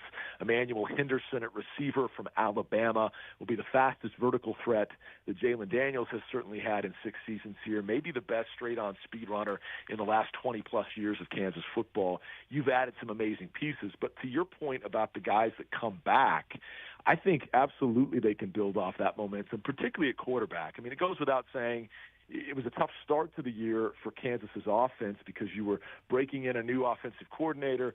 Jalen Daniels had missed 3/4 of the previous season, and he was shaking off some rust. When he hit his stride and the offense really settled in, you saw Kansas come alive down the stretch of the season. He has certainly carried that over into undoubtedly the greatest offseason and preseason of his career. My favorite quote of the entire fall camp was first said by Lance Leipold, then echoed by Matt Gildersleeve, who, for folks that don't know, is not only our director of sports performance, a.k.a. strength coach, but he's also our culture coach. And they both said almost identically the same thing, that it's been a different version of Jalen's mentality ever since January. They said that he was always a happy-go-lucky, kind of bouncing around, laughing kid Monday through Friday his first 5 years, and then he'd lock in on game day. They said Jalen's mindset and mentality has been game day every day. Heck, his tight end, Deshaun Hanukkah, went as far as saying he treats every day like the Super Bowl.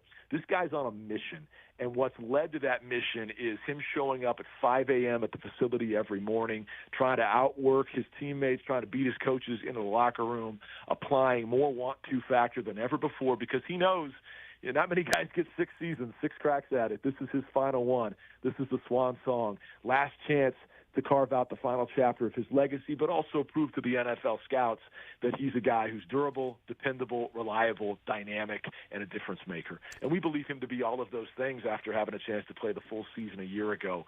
So I think it's been an awesome offseason for him in particular, and that was preceded by the success he enjoyed down the stretch. And you could, pass out that to several guys on the offensive line and some returning receivers, to a defensive group that is largely different in the back end and in the middle, but there's some returning stars up front in the trenches like Withers and Dunn and Dean Miller that were big down the stretch, and they can use that momentum as well. So I think it's a great point you raised, and I think it's absolutely something that KU has built off of. Was there something that took place last year after the first 5 weeks of the season? I mean, a 1-5 start and then, getting ready for Arizona State, but like Jalen Daniels and it was turnovers were such an issue, and inopportune time turnovers as that rough start. It was a lot of frustration that sort of permeated throughout the fan base, but so the first 5 games of the season, Jalen Daniels 5 touchdowns and 8 interceptions. I should say 7 total touchdowns and 8 interceptions. And then the final 7 games, he's got 13 total touchdowns and only 4 interceptions. And he was a different player, like you talked about, and that's why we see Kansas pull off some of these upsets. So interesting to hear Jalen Daniels, in this offseason and what he's done. I mean, he's smart that he waited and played 6 years so that he can play in the new booth. That just shows you how smart the guy is to play a full season. Like Devin Neal, how dumb going to the NFL. He didn't get to play in the new booth. Jalen Daniels, smart. He's a smart guy. He's a great planner. A strategic planner is what he is. Strategic planner, because how many guys at any school that's going through a new stadium, new facility, whatever, you hear the old cliche, they laid the groundwork, they put brick on brick so that future teams could enjoy this, but they never get to enjoy it. Believe me, Devin Neal will live here in the off seasons and he'll enjoy everything around this, but he won't get to play in it. He won't get to run out that tunnel that has all these amazing light show effects on the inside of the tunnel that fans can't see, but it's a completely different entrance than what they used to have to do in leaving the locker room, walking across a cemented area that they had to kind of rope off, and then a makeshift temporary tunnel out in the open. Now these guys, having walked the tunnel at Arrowhead last season and now walking it at Kansas, it feels very NFL-like. And so you're right, Daniel's fortunate to get to enjoy that and very smart to stack his days in such a way that he could. But in all seriousness, just to give me 25 seconds on Devin Neal. How about a kid that committed to KU football when he was the number 1 prospect in the state, and a lot of folks told him he shouldn't because what was going on at the time around the program was not momentous and upward trajectory, and yet they say the definition of faith is believing in what you cannot see. And he believed something special could be done here, and he wanted to be the guy to do it. And sure enough, when they announced the plans for the Gateway District and the new David Booth Kansas Memorial Stadium, he was the student-athlete they chose to speak to help announce it, and it's because of his great contributions, awesome. blood, sweat, and tears, that we get to enjoy this today. Yeah, I had a blast talking with Devin Neal last year at KU Media Day and talking to Jalen Daniels. And, anytime we hear those guys talk, you understand, what they mean to a program and why they would mean what they do to a program and why they were big parts of helping turn this thing around. Brian Haney is our guest. I wanted to talk to you about on the offense that this is not to, take a shot or criticize anybody before, but Jim Zebrowski gets elevated to offensive coordinator, co-OC last year, quarterbacks coach, Jeff Grimes for the year as the OC, and then moving on. I have optimism in this, Brian, because Zebrowski's been around for a while. He's been the quarterback's coach and the co-OC, that it's not like, Jeff Grimes comes in and sort of trying to acclimate to everybody and then sort of goes on his way, whereas Zebrowski's been there, done that, been around Lance Leipold, been around Jalen Daniels, been around some of these guys, been around, Highshaw, and was a part of the OC staff last year, but then elevating this year. What do you think that sort of impact will have with Zebrowski now taking over full on as the offensive coordinator? Man, I think it's absolutely huge, Jason, because, you think about how closely he's worked with Jalen for now what will be 5 seasons together. Yeah. Jalen obviously was recruited by the previous staff, Coach Dearman, Coach Miles, but it's been Leipold, Zebrowski as his main voices throughout. Obviously, Andy Kotelnicki was the OC early in Leipold's tenure, but the quarterback's coach throughout. The main guy in his position room has been Zebrowski, and these two have a chemistry and a rapport that's about as good as you could ever have between a QB coach and his pupil, and now OC and his star quarterback. And so I think, the messaging, the language, all that stays the same. The trust factor, they're giving JD more inputs in a lot of the things that they do, and so I think that's exciting. But I look forward to some creative play calling. I look forward to deploying a lot of weaponry around Daniels and turning it loose a little bit. I think back to the bowl game in Phoenix that Zebrowski called, and I had a chance to call 6 Jason Bean passing touchdowns. He was passing them out 2 by 2 to all the different receivers. How much fun was that? And I think we're going to have a lot of fun, a lot of wheat waving going on in Lawrence with Zebrowski as the play caller, so we can't wait for that. And I'll say this, Soren had me on in June, and he asked for breakout players, and I said Emmanuel Henderson. And then the question came up again in July when we were together in Media Day, and so I tried to pick somebody different. And I said, well, Deshaun Hanika, Topeka kid. He's been sitting out 2+ years. He's a tight end. We're coming back now 48 hours from kickoff, and I'm coming back where I started. Jason, E-Man is the man, Emmanuel Henderson. He'll wear number 1. For much of camp, he was number 2, but then based on similar guys being on special teams at the same time, he changed his number in the last couple of weeks to number 1, and he is number 1 when it comes to straight-on speed. We're talking about 23 miles per hour. We're talking about a guy who has been the bar setter in terms of the measurables that they test based on exertion, effort, and strain in practice. They call it, the loads that these guys are coming up with in terms of speed, exertion, how much energy are you expending on a daily basis, and he is number 1 on this team in that regard, straight from Matt Gildersleeve's mouth. I think he gives Daniels a downfield target that gets us a chance to get on our feet and put our arms in the air and wave that wheat time and time again. And I think he has come to Kansas with a pro mindset from Alabama and has come in and set the bar, set the tone in terms of day in, day out work ethic that's going to lead to some amazing results should he stay healthy all year. Emmanuel Henderson, write it down right now. Yeah, it's funny because that's who I was going to ask you about and what you've seen in fall camp, and the funny story about Daniels throwing the ball to Emmanuel Henderson and launched it like 70 yards, and it was like, he had to slow down a little bit to get it. And Daniel saying to Lance that it was like, I just have to throw it earlier now. Like I have to teach myself now. I've got to throw it earlier to him. And that's it's definitely game-changing breakaway speed that you have there. And look, you're trying to replace Grimm and Skinner and Casey and Arnold, and it kind of feels like, Brian, that they may be doing it in a different way. than maybe what we saw the last couple of years with the wide receiver group. Yeah, I like the way they've gone out and replaced them. And by the way, shout out to those guys. I mean, if you were on Twitter last Saturday night, 10 minutes apart, Luke Grimm's taking a 66-yard house call, special teams touchdown return, and then you're seeing Quentin Skinner with the most unbelievable juggling catch, better than any catch we ever saw at Kansas. Not that he didn't have great catches, but, I mean, that was like next-level stuff at the next level. So that was awesome to see. But now you got a guy in Henderson who patterns himself after another former Crimson Tide standout, Devontae Smith, now with the Eagles. That's who he wants to be like, okay? Then you got Cam Pickett, who I think the Ball State transfer will take over a lot of the Luke Grimm role as a slot, possession receiver, trusted hands over the middle, short yardage, runs great routes, always in the right spot, makes tough catches. And then Levi Wentz, another terrific workhorse. Coach Lee just told me today this guy's in there before 5 a.m. catching 500 tennis balls every single day. He is really impressed also with the work ethic, and he's kind of a bigger target when you get inside the red zone at 6'2", 205 that I think gives Kansas an even more dynamic Lawrence Arnold type. So I think they've really reloaded very impressively. And then don't sleep on that tight end group because there's 4 different names that on any given Saturday who could be coming up with a game-clinching catch in the end zone. I mentioned Deshaun Hanukkah, the Iowa State transfer, who'll be playing in a real game for the first time in 33 months on Saturday.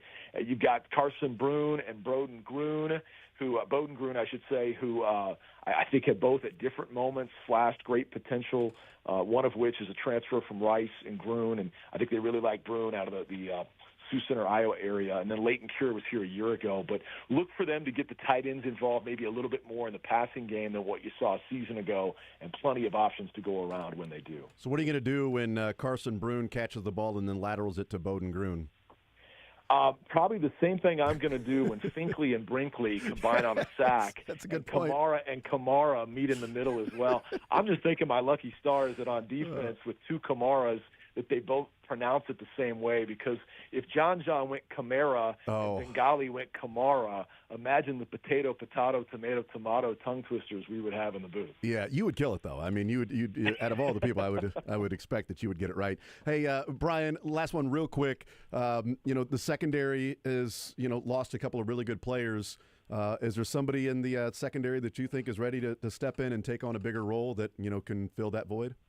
The real quick answer is I love the 2 redshirt freshmen, Austin Alexander and Jalen Todd, both highly recruited 4-star guys.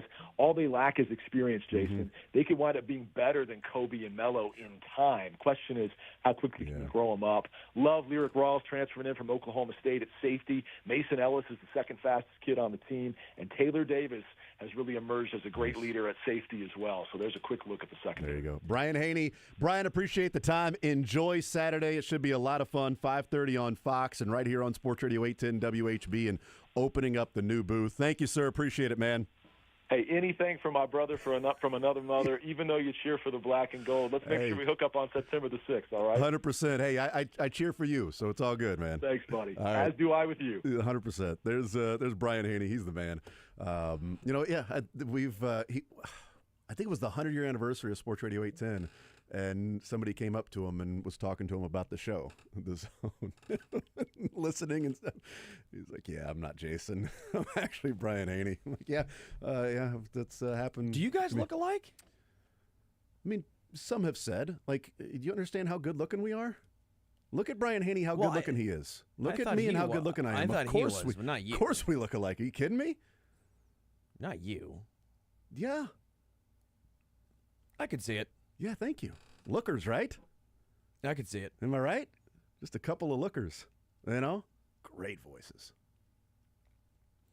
I could see it now. Thank you. I don't know if that's I don't know why that's a thank you. I see you look alike. Thanks. Wait, I think so. Certainly for me. We'll take a timeout. We'll come back. We'll continue rolling. There was a stat that was brought up on Good Morning Football this morning that I want to bring up. And also, Andrew Brandt said the quiet part out loud about the Chiefs. We'll explain next.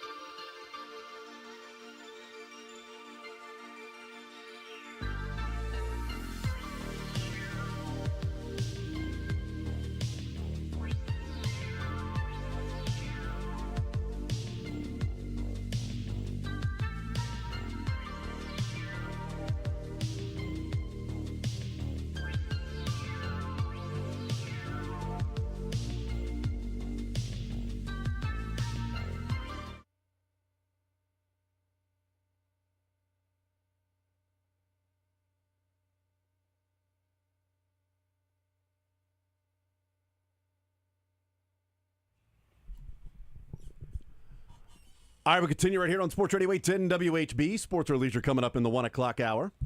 Fact. That's right. Maybe. More than likely. Thank you to Brian Haney, brother from another mother, voice of the Jayhawks, getting ready for Fresno State on Saturday, 5:30. Just right here on Sports Radio 810 WHB. The third game of the college football season. Not sure why it mattered, but now I must find out. Yep, third game. Nailed it. Because Iowa State, Kansas State, game number 1. Idaho State, UNLV at 3, and then Fresno State, Kansas at 5:30. Let's roll, baby. And then the state of Sam Houston will be taking on the western portion of Kentucky. Wow, who do you think is going to win that? The Sam Houston part or the Western Kentucky? I think Western Kentucky, they got haulers to hide in. Well, you've got an entire area of a state versus one dude. Like, I don't think Sam Houston is going to go out there and be able to play 11 guys on both sides of the football. No, that's tough. That's tough. Like, sometimes you can go like 1-on-5 in basketball, but I don't think you can go 1-on-11. So I like a team playing one player every time out. Yep. So that's coming up this weekend. I said Andrew Brandt because I get my Brandts confused, but as one does. His son Kyle Brandt. I don't think it's his son, but still Kyle Brandt is who I was thinking of. And Kyle Brandt essentially said the quiet part out loud when it comes to the Chiefs. And he was talking about why there aren't as many, oftentimes just conversations around the Chiefs. And sometimes those conversations are about what's wrong with them or how they can be beat or the dynasty being over. And he said, the biggest compliment I can give the Chiefs is that they're not terribly interesting right now. And that's because they're so consistently great. So talking about them and how great they are, not interesting. Not compelling. Which is absolutely right. It's one of the things that we have talked about. It's that it's so much easier for people to pay attention to you and click and listen or whatever it is if you say the dynasty's over. Here's what's wrong with the Chiefs. Here's why they will lose. It seems such a lazy take to just be like, well, the Chiefs are consistent. They do this every year. So why would I pick against them? Why wouldn't I pick the Chiefs to win the West? Until somebody proves that they're going to do it, I'm going to stay with the Chiefs to win the West. How boring and lazy is that? Who cares if you get it right 5-6 months from now? Nobody's going to remember that. But be compelling now. Be interesting now. And Kyle Brandt saying, well, the biggest compliment is that they're just not interesting. It's not terribly interesting. You can be not interesting from a terrible perspective, and you can be not interesting from a, as he said, consistently great perspective. What's funny is there's actually an article posted on ESPN today by Ben Solak, and it talks about the most interesting teams, the most watchable teams, most watchable teams. You know where the Chiefs fell in 1 through 32? I would hope like number 1 or 2. 30. Oh, geez. 30th most watchable team the Chiefs are? Here, because it goes. Is he saying just because they're boring? Yes. They win close games. The drama's lacking. Correct. They win close games. It talks about how they weren't explosive, but they also don't give up hardly any explosive plays. They had the most plays per drive last year. The Chiefs did, but they were never explosive on those plays. But again, defensively, they don't give up big plays. So they're basically saying you're watching a rock fight that you know the Chiefs are going to win. And so 30th. I mean, I get that standpoint, but that's kind of what maybe even filling in with Kyle Brandt. It's like, well, they're just consistently great. So what's the compelling thing to talk about where people are going to watch? Or what's the compelling thing to write about where people are going to click? It's going to be, here's why the dynasty's over.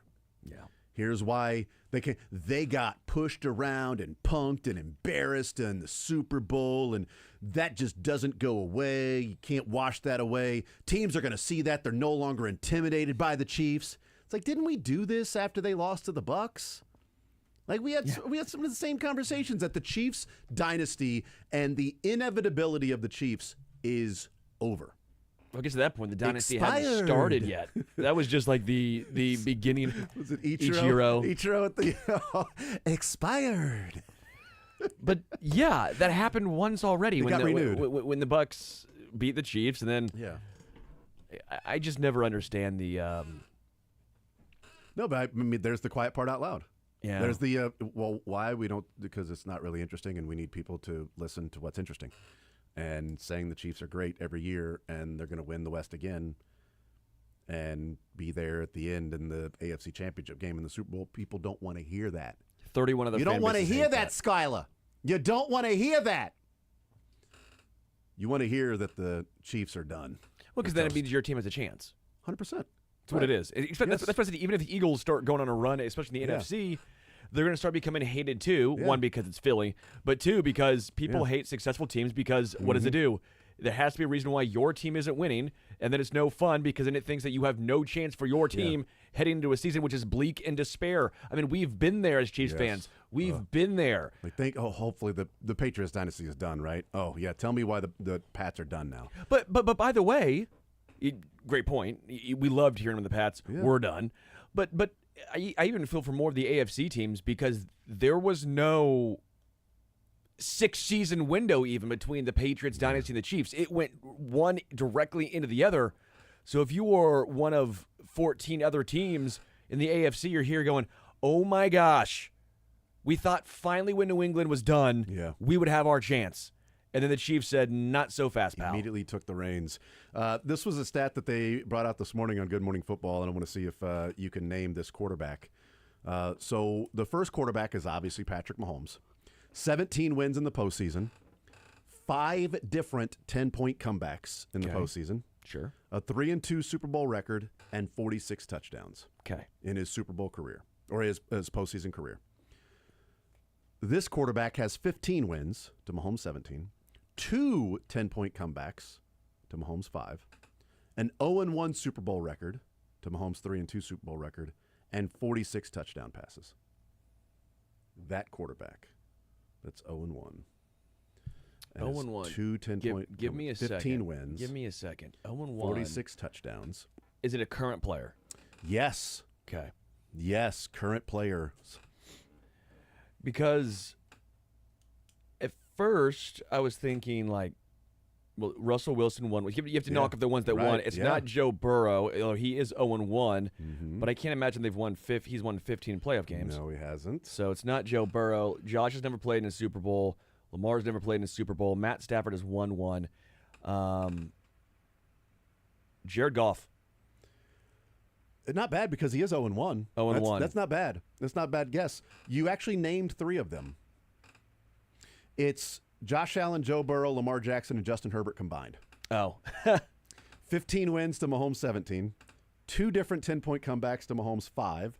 0-1 Super Bowl record to Mahomes 3-2, and 46 touchdown passes to Mahomes 46 touchdown passes. That was a trick question. Okay, it was totally a trick question. Well, but the Goff one's really good. Goff one, I actually now want to know what Jared Goff's numbers are in the playoff. He's not going to have 46 touchdowns. Right, but good luck immediately looking up what the 10-point comebacks are for Jared Goff. That's going to be a tough one to figure out. But the touchdown passes you could probably figure out in his postseason career. 9. I knew he wasn't going to have the touchdown passes, but I was like, well, he's 0-1. Dude, it's 0-1 in a Super Bowl. Those 4 quarterback contemporaries, certainly 3 of the 4, throwing in Justin Herbert, I think just to get to the 46 touchdowns and whatever. Those 4 quarterbacks combined in their career what Mahomes has done, specifically in his career. And those are the guys we're arguing is better than Mahomes. Those are the guys we're going with. A crazy report yesterday from Sam McDowell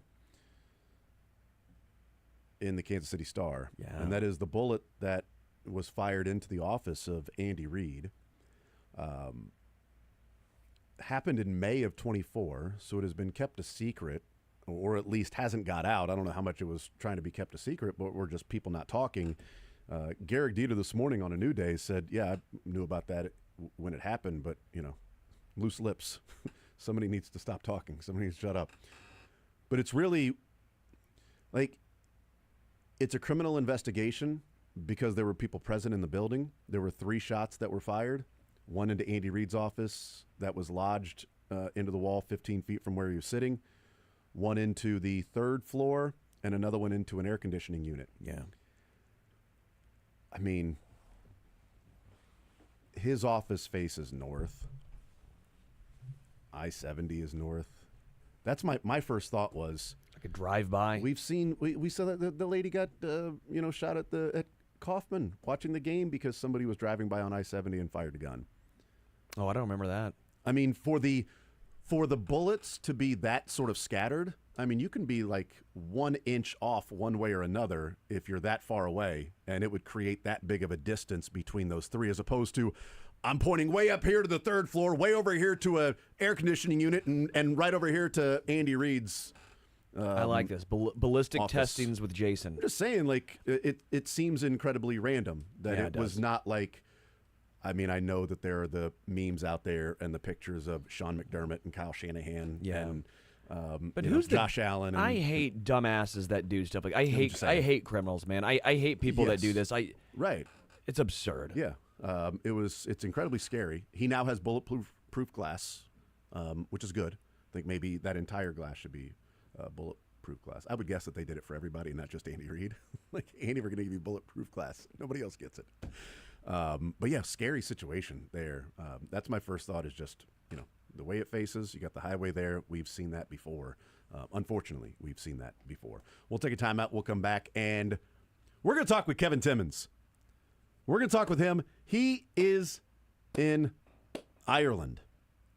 We'll talk with him about what's going on and what the scene is like in Ireland coming up next.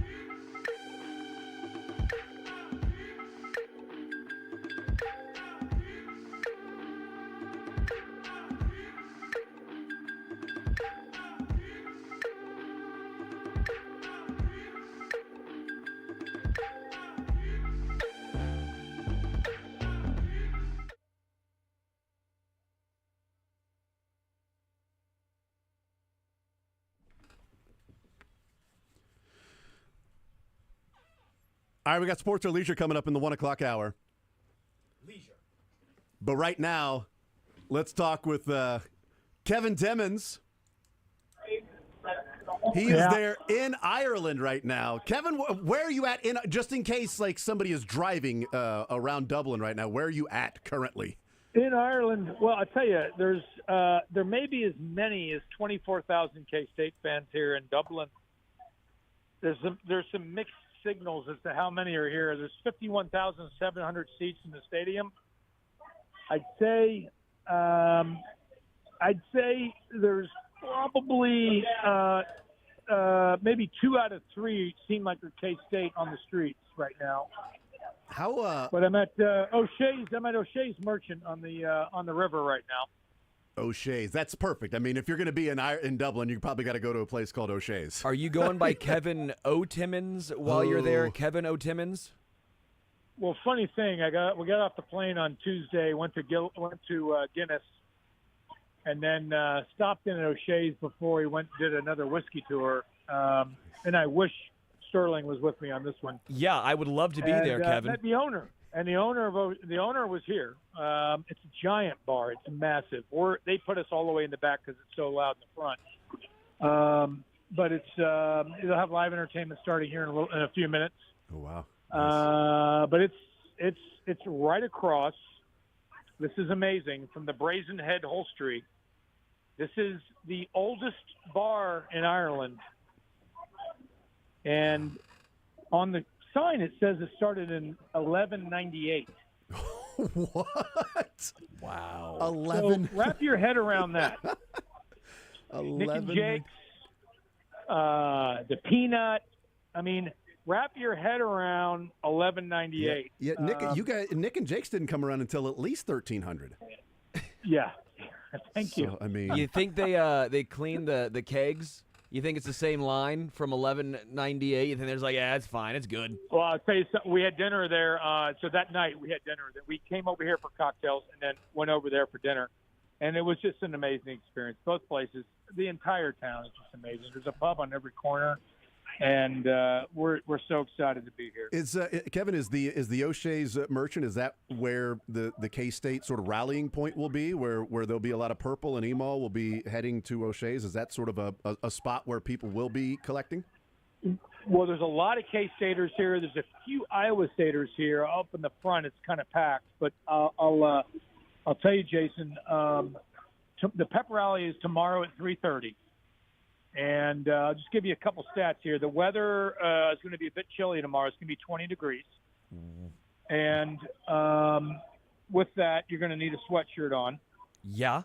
The pep rally's at 3:30 at Marion Square. It's about, 15-minute walk from here. And part of the reason we're here is because of 810. One of your partners, Lance Melber, donated 4 tickets to the K-State Iowa State game and hotel rooms, and in the small print it said a pub crawl with Kevin Timmons. And the person that bought it actually read the small print and called me on it. And Lance got extra tickets, which I had to pay for, but gladly I'm here with my daughter and her best friend. Oh, that's and awesome. And this is a gift from For the Kids and Nick and Jake for that's cool. For a huge group of people that spent over $15,000 on 4 tickets to a football game. Kevin, that is awesome. First off, Lance, great guy. I loved meeting him just with some of those bourbon events and For the Kids and stuff that you host. Next year, Lance, feel free to put my name in the small print as well. You can put my name with Kevin. No one cares about me, but I'll go with you, Kevin, next year. Will you stop by the Smithics as well? You went to Guinness. Will you stop by Smithics, the underrated big brand? I've done Guinness. I've done Smith & Rowe. And, Sterling, you and I need to make a side trip here to Smith & Rowe. Rowe & Co., I'm sorry. Rowe & Co. And then we just got back from Jameson, and we drank some of the high-aged Middleton and Redbreast and Jameson's. And as you know, I'm a bourbon guy. I'm a Kentucky bourbon guy. Yeah. These great whiskeys lived up to all of that. So you're not going to believe it, but the owner of O'Shea's just sat down next to me. A guy named Nick I met when I happened to walk in here. And you got to hear from him. You got to hear from him about the last 3 years You remember Notre Dame played Navy, and then Georgia Tech played Florida. Nick is here from O'Shea's. He's going to tell you a little bit about how this game has affected and impacted Dublin. How's it going? Hey, Nick, how are you? Very well, very well. Greetings from Dublin, Ireland. We're here in the heart of the Viking Quarter in Dublin City Centre. Well, greetings from Kansas City, Missouri. Now, Kevin tells me you started this bar back in 1100, correct? That's right. I've been here a while. Yeah, I'm slowing down, but we're pushing on. So, what's it like? So, in Dublin, what's it like when K-State, Iowa State fans, American college football comes in there and takes over the town? How's that been? What's that been like? They're arriving now in their droves as we speak. I'm looking out at the Brazen Head across the road. And there are flags and jerseys everywhere. So there's always a great uptake for the American football games, the college games, and there's very good spirited fans that take over the city. So we're expecting a very exciting weekend here in Dublin, and obviously it's great for business as well. So we appreciate that. Yeah. It's the rivalry is called Farmageddon, and I think they've changed it to Farm-O-Geddon. I think that's what they've done now. Yeah. So with a very good-natured fans, so we're delighted to have them here. That is great. Nick, I appreciate the update. That is awesome. Thank you for coming on and we're sending K-State fans your way. That K-State fans that are in the area. We will look after whoever you send to us. We will look after them. Let us know. know. It's probably morning time there. We're pushing into the evening here, so yes. Guinness is flowing. Let us know who has the larger tabs, K-State or Iowa State. Let us know who drinks more beer. Well, the next time you're in Dublin, pop into me and I will buy you a pint. Hey, will do. I will take you up on that. Yes, I will take you up on that, and my wife will drink it for me, but I will definitely do that. Nick, thank you so much. That's awesome. Thank you for joining us. Thank you. Absolutely.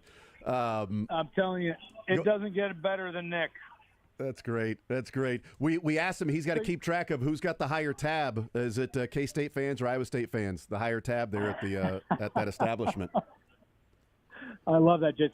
Hey, so you didn't catch me. The weather is 20 degrees centigrade, so it'll be about 68 degrees on Saturday. The pep rally is tomorrow at 3:30 at Marion Square, which is right off the main drag here, and it sounds like it seems like this is unbelievable. I cannot tell you how many K-State fans I've met that are here in Ireland, but that aren't going to the game, couldn't get tickets. Oh, that's pretty cool. Yeah, that's a little bit like the Chiefs down in Miami back in 2020. There was like a Super Bowl game. Probably 3-1. The Chiefs fans that we ran into, 3-1 were not going to the game. They were just there to experience it in Miami and be around the week of the Super Bowl. KT. Yeah. KT, no, don't worry. We both caught you when you said 20 degrees. 20 degrees. We both assumed Celsius. I looked it up immediately, and Jason and I looked at each other and we're like, we just shook our heads like, it's like 68 no. degrees. We're like, how many Guinnesses has KT had if he's already now? How long have you been there if you're now talking in Celsius over there? Way to acclimate. Way to acclimate to the Well, I tell you, culture. I'm going to finish this interview with a joke, but I got to tell you, there's two main stadiums in Dublin, I've learned. And from the 7th floor of Guinness, I got to see both of them. And one of them has seats 82,300 people. It's called Croke Park. And that's really for big festival. I think Taylor Swift played there. And that's for big events. But the main stadium is called Aviva Stadium, and it seats 51,700. So that's the stadium we'll be playing at this Saturday, 5 o'clock our time. And looking from the exterior of the stadium, the old stadium, the 82,000 stadium, has been a stadium for 100 years. Wow. And it's just kind of expanded and grown. And from the outside, it doesn't look very good. But the Aviva Stadium looks modern. It opened in 2010. Oh, it's so just cool. An absolute beautiful stadium. So we're really excited to go. If you got time for an Irish joke, is that okay? Yeah, go ahead. Yeah, absolutely. Well, it's about O'Sullivan. And O'Sullivan's wife comes home from the market, right? And she's got 4 cases of beer. She's got 3 cases of Irish whiskey, 2 cases of wine, and 2 loaves of bread. And O'Sullivan looks at his wife and says, "Are we expecting company this weekend?" She says, not that I know of. And he says, why did you buy so much bread? Yes. Yes. So, Oh, needless to say, I think this is, I've been in 13 pubs, I believe, and I've asked every Irish bartender if Irish bartenders tell Irish jokes, and they all look at me kind of funny. So I tell them an Irish joke, and they've all laughed at the different ones I've told. So. Nice. That is awesome. Kevin, man, Hey, continue. There's a lot of purple out. There's a lot of purple out here. There's a lot of Iowa State out here. That's so we cool. did a tour at the Book of Kells this morning. Both colleges were there. A lot of high-fiving between the two. Oh, it's cool. just awesome. That's So. awesome. Well, Kevin, thank you so much for giving us an update and the scenery there in Dublin. That is now Farmogeddon. Coming up on Saturday. Less than 48 hours away, Kevin. Less than 48 hours. You got it. You guys have a great day. Yep, you too. Appreciate that. Kevin Timmons there at a bar that opened up in the 1100s, an establishment in the 1100s. I am so jealous. But Nick has no idea that at some point I will probably be in Ireland. I will go to that bar and I'll say, Nick, you won't remember this, but you were on radio in KC. He's got to remember told me that. you'd buy me a pint. He'll remember that. You know what'll happen is somebody that's listening will be in Dublin before you. Yeah, and they'll just go, take my Nick, beer. You talked to me on the radio. I was the guy. I was the one on the radio that I was talking to. You said you'd buy me a pint. I do love how KT somehow got an Irish accent on certain words already. Just for the joke, though. I don't know. He first answered it. Sounded like I'm like, has he been hanging with Rory? What's going on here? He's already talking in Celsius, so it's going to be 20 degrees tomorrow. I better bring a light jacket. What? Yeah, we're talking kilometers. Yes, How many kilometers? Less than 48 hours. Sports or leisure next.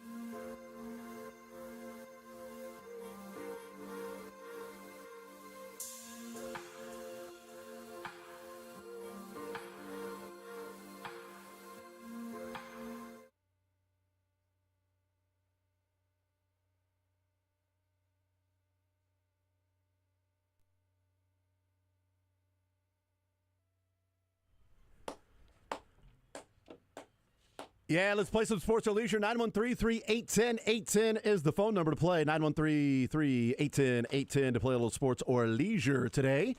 $25 to Johnny's Tavern we give away. If you get a sports question and a leisure question right, you win.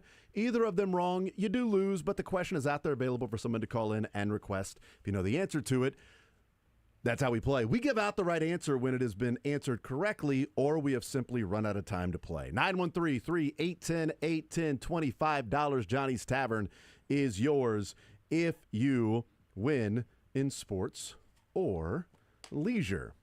We are now 46 hours away from college football getting underway. College football starting probably 46 hours from now, because, you know, it's always like 11 o'clock. Saturday morning, but that's not when kickoff is. It's something weird, like 11:07 will be like kickoff. Right now it's 11:08. It's 1:08. So yeah, 46 hours away, probably from exactly kickoff there in Ireland. We will have some in the categories here.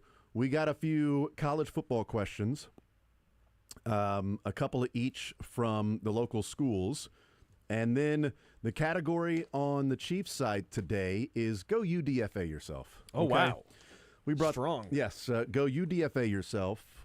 We like to bring this category up when it is cut down time, and it's cut down time on Tuesday, so final preseason game. So these are players that I went through last night, and we find that were undrafted free agents for the Chiefs that became household names for the Chiefs. They aren't just random players. Yeah. So you can go UDFA yourself, Sterling, and you can give your categories here. Well, now I know I'm getting old because I've been doing this so long. I remember this last year.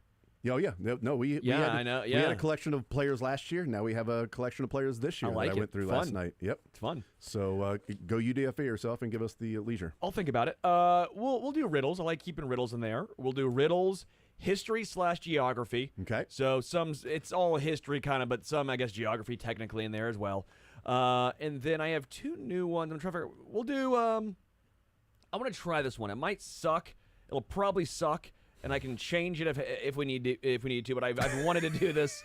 So the third one is name that band, and the example I'm doing is, let's say, Blue Cold Jalapenos. What band am I doing? That's Red Hot Chili Peppers. Yay! So hopefully people get this. So you're just doing exact opposite words? Doesn't have to be exact opposite. Some can be synonyms. Some can be antonyms. But overall, that's what we're doing.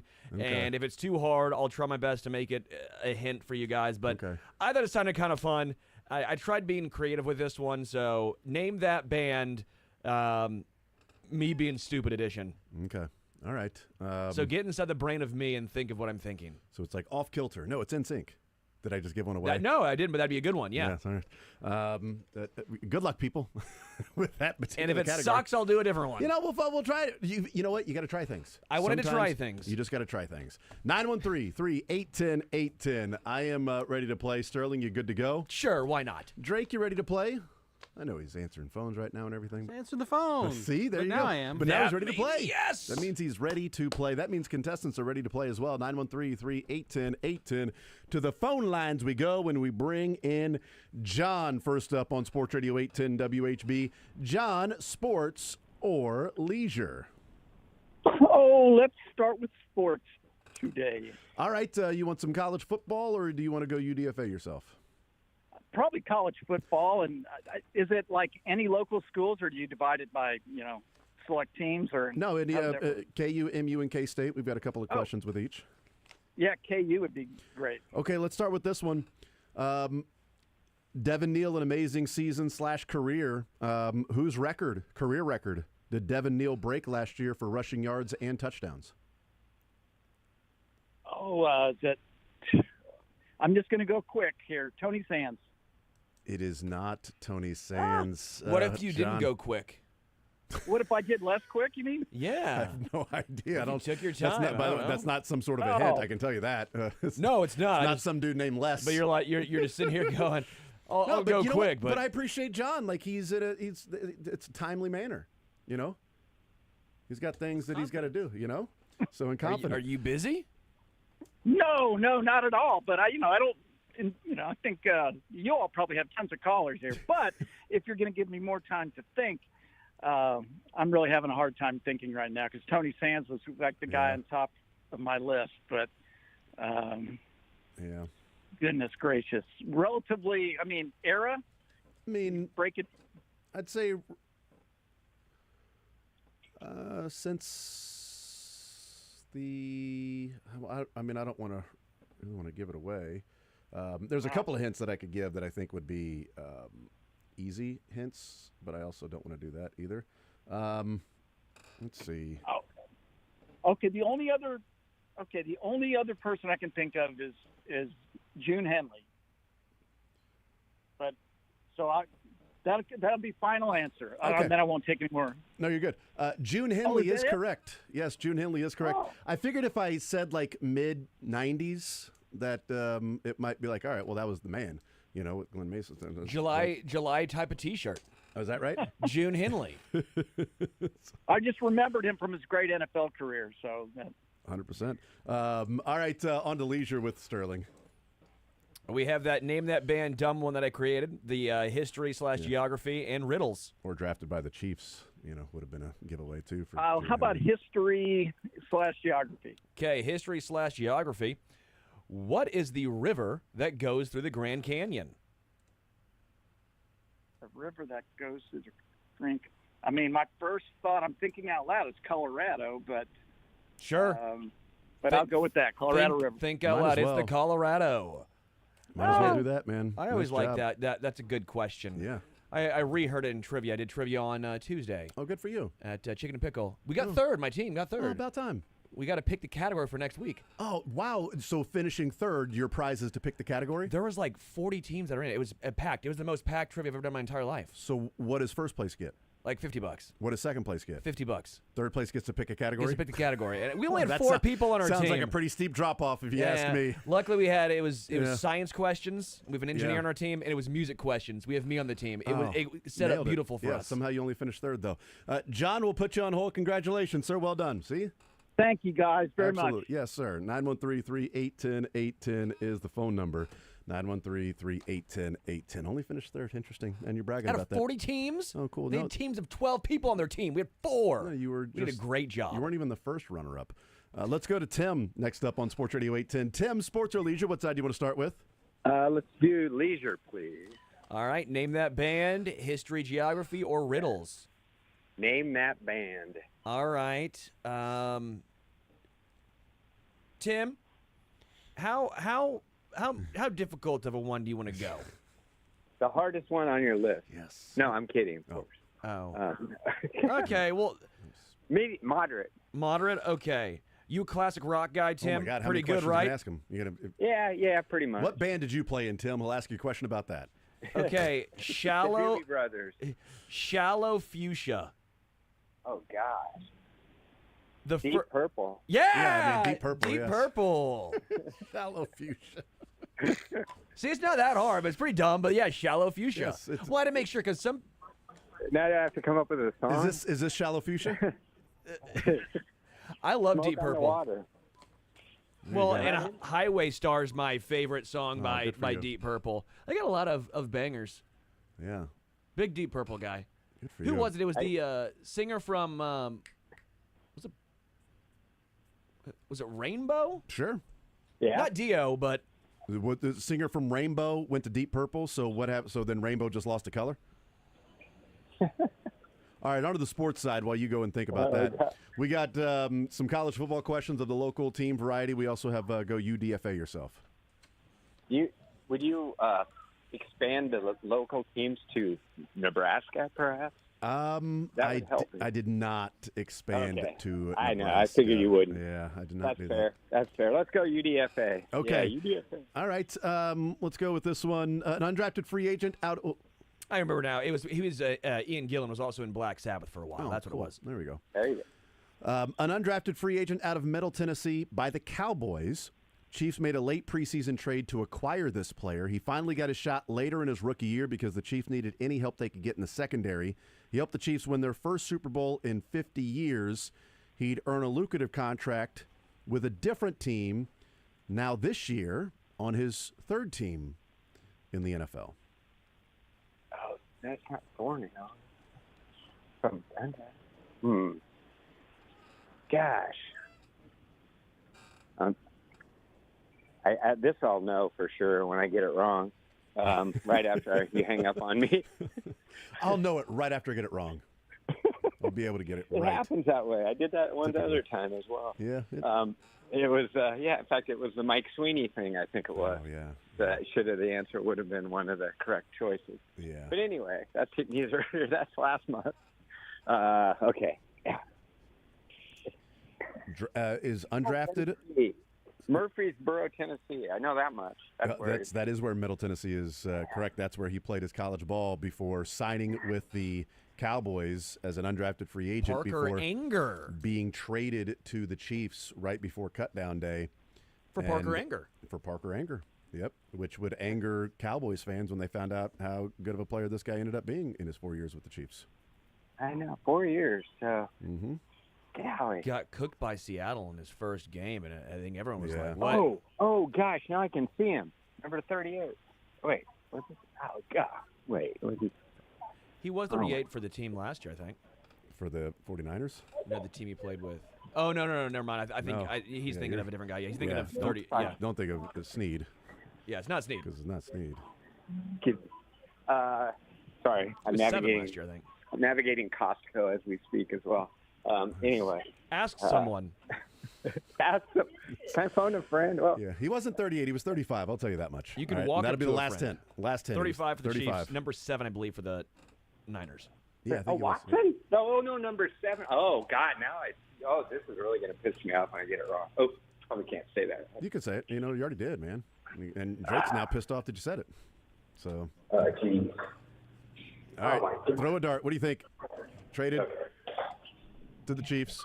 That's right me. Before cutdown day. Not Thornhill. Nope. Tarvarius Ward.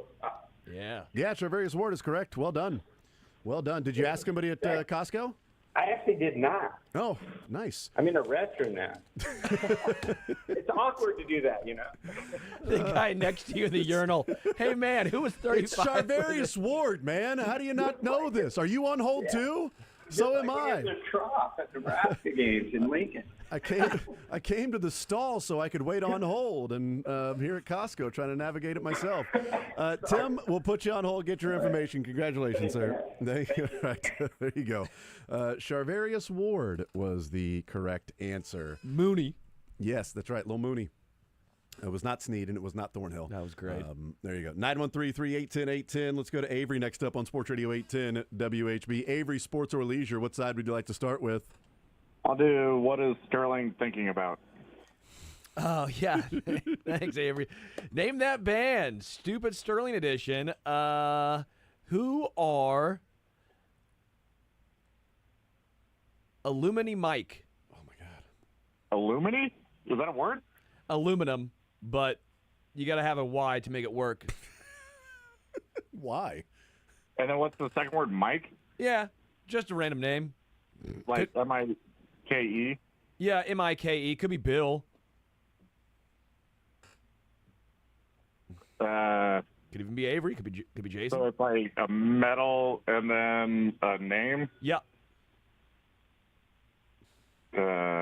Like lead or like Iron Maiden. No, but that's not a name. Yeah, that's not Iron Maiden. It's not. You're on the right track. You're thinking the correct way. Not Led Zeppelin, not Iron Maiden. Not Steel Panther. Not Steel Panther. Not Nickelback. Not Nickelback. Are you thinking of Nickelback? I'm not thinking of Nickelback. That's funny, but no, not Nickelback. Okay. Boron. No, that's not metal. Calcium. Think of the Y. Why did I add a Y? Right? I don't know why. I had to add the Y for a reason. Not sure why. So a metal with a Y on the end. Oh, at the end? Mercury. Freddie Mercury? No, that's a good guess though. You're close. That's fun. You'll get this one. You'll get it. It's 2 letters. The team, the band. Well, a band is a team. They are classic rock / soft rock / yacht rock. / yacht rock. Steely Dan. Steely Dan. Oh my God. All right. That's so stupid. Okay. Illumini. Illumini Mike. That was worth it. Welcome into my head, boys. I'm not sure that was worth it, but we got there. See, it's kind of fun, though. We got there. Steely Dan, Illumini Mike. Yeah, fun is a relative term. All right, on to the sports side. Avery, you can go UDFA yourself or get a local college football question. I'll do a KU football. All right. So, Lance Leipold. True. Well done. All right, we'll put you on hold and get your information. Congratulations, man. It was a true false. It was a true. Lance Leipold had KU ranked in the preseason in his tenure with the Kansas Jayhawks. That's the first time since Mark Mangino. So before Mangino, who was the last coach to have a preseason top 25 team at KU? Glenn Mason. All right, very good. Whatever. June Henley, whatever. All right, Avery, we'll put you on hold and get your information. Congratulations, sir. Super duper. Yes, 913-381-810 is the phone number. Yes, 9133. So, by the way, both KU questions exhausted. Expired. See, kind of fun, though, the Sterling's in my head music thing. Is it, though? I think we had fun there. I mean, there is an interest level there. Shallow Fuchsia, Illumini Mike. Illumini. Yeah, Mike. Mike. Illumini Mike. All right, let's go to the phone lines, 913-381-810. Let's bring in T-Box next up on Sports Radio 810, playing a little sports or leisure, $25 at Johnny's Tavern. T-Box, what side would you like to start with, man? I want the Avery side, where I get 18 different guesses till I get it right. Name that band. Okay, you will get a few guesses here. The Mute Domes. The Mute. So Mute. This one's gonna be Loudness. that's gonna be a antonym, and then domes will be a synonym. Oh, Talking Heads. Yeah, Talking Heads. The Mute Domes. Nice job. I was thinking dome is in stadium. Yeah. Like open air. I thought people might get that, but I was like, I can change it. But I was like, cranium. Loud retractables? Like, mute domes sounds a lot better than mute craniums. Well, they should be, you know what? A Talking Head should have been Mute Domes. Just saying. Mute Domes is more memorable, with I think. With aluminum mics. Aluminum Mike is a great. Steely Dan, terrible. Aluminum Mike, awesome. On to the sports side, T-Box. We've got some college football now with MU and K-State questions left. And we have go UDFA yourself. I have no chance whatsoever of any question that's not KU related in college football, but I'm going to take college football because I still got a better shot at it. Okay. Give me something maybe, I don't know, K-State I probably got a better shot at. Okay. Okay. I don't want to ask you that one because that might be a little more difficult. Kansas State has never had a Heisman winner, but which player came closest to winning the Heisman? Which player in Kansas State history has had the highest finish in the Heisman voting? Yeah, I'm thinking not Will Howard, Colin Klein. It is a quarterback, so you're on the right path. You just haven't named him yet. Oh, I know. What's his face? L. Roberson. Boy, that is very close. But Michael Bishop. Yeah, Michael Bishop. There you go. No, you got it right. I gave you an extra one because, the K-State was not your forte. But, yeah, Michael Bishop, nice job. Yeah, that's what I was actually thinking of when I said L. Roberson. Yes, runner-up there. Thank you, guys. Runner-up to Ricky Williams. T-Box will put you on hold. Congratulations. Well done. Hey, thank you, Mr. Haney. Love it. 913-381-810. Late for a break. We take it now. We continue with some more sports or leisure presented by Johnny's Tavern. Open phone line, first in, first on, with a winner there. More Zone coming up next.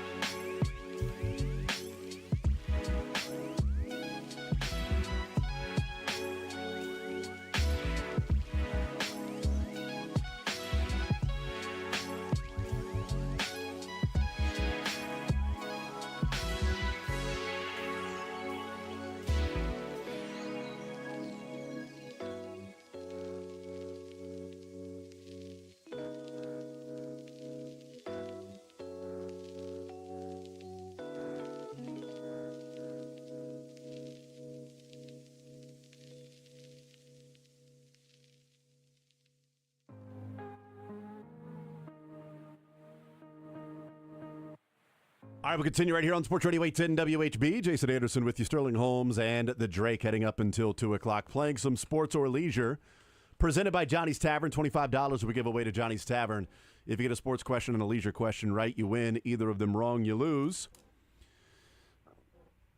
And then the question's out there. $25 to Johnny's Tavern we give away. Let's reset the categories for you. We have Go UDFA Yourself. And then we have some college football local questions. 2 left for Mizzou and 1 left for K-State. So that's the sports category. What about on the leisure side, Sterling? Riddles, history/geography. And then we have Name That Band, Sterling's Get Inside My Head edition. Okay. Nobody wants to do that. But everyone's been doing That's it. a good point. Yeah, that's true. That has been fun. What everybody has chosen to try to get inside your head. So that is true. Let's head back to the phone lines. $25 Johnny's Tavern we're giving away. Mark, next up on sports or leisure. Mark, what side do you want to start with?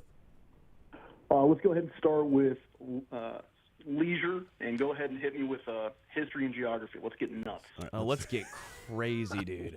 Let's absolutely get after it. Let's do history and geography. Let's get nuts.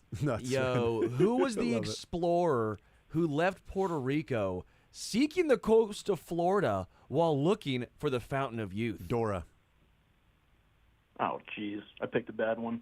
No, you got this, man. Yeah. You get nuts with it. Yeah, Fountain of Youth. Who was that guy?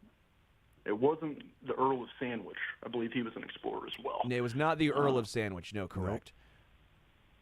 That's Sandwich, Massachusetts, isn't it? Got to throw that out there. It's not Columbus. You're correct. It's not Columbus. Oh, man. It's 300 years after that bar in Ireland was established. Yeah, honestly, was Columbus. Yeah, it's incredible. Yeah, so this guy he left Puerto Rico and he's trying to find the Fountain of Youth, which was just asinine. I mean, you're gonna find a fountain that you're just gonna walk in and become younger. Yeah, but it started to spread around the village that there was a Fountain of Youth. And this guy was so gullible. This guy is shut up. Now, this guy I is swear to you. famous for being gullible. Basically, dude, I swear to you, there's a Fountain of Youth. I swear, dude, you're lying, man. You're not going to get me this time. There was actually, I believe, a pitcher in Major League Baseball with this name, right? Yes, I think so. For the Cardinals. Mike, I'd like to give a big shout out to my 8th grade history teacher for pounding this into my brain. Juan Ponce de Leon. Yes, you nailed it. The history teacher definitely did that. There was definitely the history teacher that helped you get there. You nailed it. Yeah, there is. Daniel Robert Ponce de Leon. Ponce de Leon. Yeah, Ponce de Leon was the last name? Yeah. Daniel I was hoping that Ponce de Leon. I was hoping that de Leon was the last name and the first name was Ponce. Do you think he's related to Ponce de Leon? Like just sure. I mean, way down the line. Is it a common name? I can't in that country? Is it like, Anderson or something, or Johnson or Smith? He's born in California. Congratulations on getting absolutely nuts. Yeah, you did that. We got That's macadamia true. with Sure we did. With that question. Cashew. All right, so on to the sports side. You can go UDFA yourself, or we have a couple of Mizzou and 1 K-State question left in the college football category. So let's go UDFA. Okay. And if I take as long to find Charvarius, where's that other guy? We got problems. All right, we'll see. We'll see. Maybe you'll find the Fountain of Youth like old Ponce de Leon did. Let's see. Signed as a UDFA in 2014 out of Abilene Christian. Released on the final day of cuts, but cleared waivers, signed with the practice squad. He appeared in only 6 games in his rookie year, mostly as a special teamer. But he would be needed his second year when the Chiefs' starting running back went down with an injury, burst onto the scene, 4 touchdowns in his first 3 games, 400-plus yards from scrimmage. That's the highlight, though. He'd play 3 more years with the Chiefs and gain only 300 more yards over the course of those next 3 years. But, man, for about a 4-week stretch, he was the talk of the town and even the talk of fantasy football, too. Are we talking Sharkandrick West? We are talking about Sharkandrick West. We are talking Sharkandrick West and not Charvarius Ward. We have another UDFA that's going to be Char with a W. It's got to be. Sharkandrick West, Charvarius Ward, Char W. But we will put you on hold, Mark, and get your information. Congratulations, sir. Thank you, guys. Have a great day. Yes, you too. And you can head to Johnny's Tavern and find the Fountain of Youth. That's what Kevin got nuts. That's what Kevin Timmons was looking for in Ireland. I think he may have found it. The Fountain of Youth there in that one. You think Ponce de Leon is literally famous for being a dumbass. Do you think Mark got that right because of his history teacher, or his history teacher showing him how to research? Yeah, I think more of the his computer teacher. That's right. He was keyboard. It's a good call. All right, 913-381-0810. We go to Greg next up on Sports Radio 810 WHB. Greg, sports or leisure? What side do you want to start with? Sports, please. All right. K-State. What was that? K-State. K-State football for you. All right, so the Wildcats, they have only one jersey number retired, which is actually honoring two different players. What number is that, and name either of the players?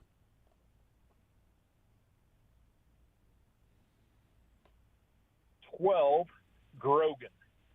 You are right on the name and right next to the number. 13, Grogan. Unlucky choice going the wrong way. Dang. Try it again. 11. Yeah, nailed it. Nailed it. Nice job. You got the name, so I feel like we had to give you. Well, you know what? I could have been a Lynn Dickey and said that, sorry, 12 is wrong, but I was okay. But Lynn Dickey also number 11. So it was Lynn Dickey and Steve Grogan both wearing number 11 and the only jersey number retired to honor number 11s all time as Wildcats. Over to leisure with Sterling. Riddles, history/geography, and name that band, Sterling's kind of dumbass edition. History, geography. All right, let's do it.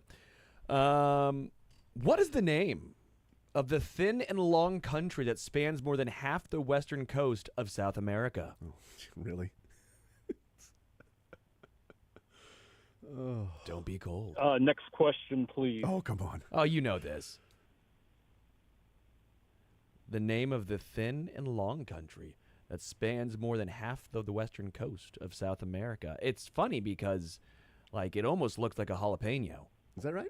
Which is a type of.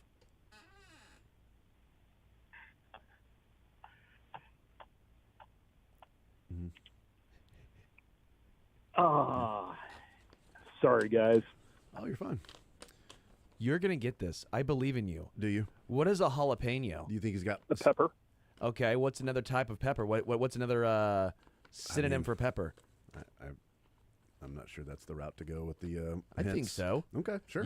You also, in the wintertime, you make beef and beans, and you make what? Chili.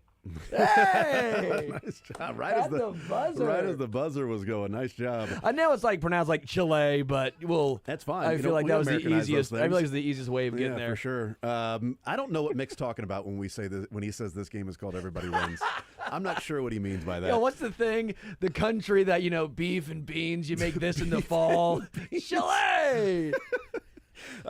Greg, we'll put you on hold to get your information. Congratulations. Hey, thank you, guys. You appreciate it, man. I'll say, we've had two people ask for history and geography. One of them couldn't come up with Ponce de Leon, and the other one couldn't come up with the country in South America. I maybe try Sterling's Dome instead. We would have accepted Peru. I mean, just for S's we and would G's. not. Shane. John next up on Sports Radio 810 WHB. John, sports or leisure, what side do you want to start with? Let's go sports. All right. We have two questions with Mizzou in college football, and then we have go UDFA yourself. Mizzou. All right. Mizzou question for you. Let's see. Mizzou went into the season last year ranked number 11 in the preseason. Eli Drinkwitz became the third coach to have a Mizzou team preseason ranked 11 or higher. Who are the other two coaches to have preseason 11 or higher? I guess I got to go Pinkel. Pinkel is one of them. That's correct. Oh, man. And Rudy's friend hated this guy. The guy that created split T formation? He hated this. Rudy's friend hated this guy. To hell with... I tried. Oh, he later was the AD. He was a Packers coach later. After Mizzou, oh gosh, what is his name? Mm-hmm.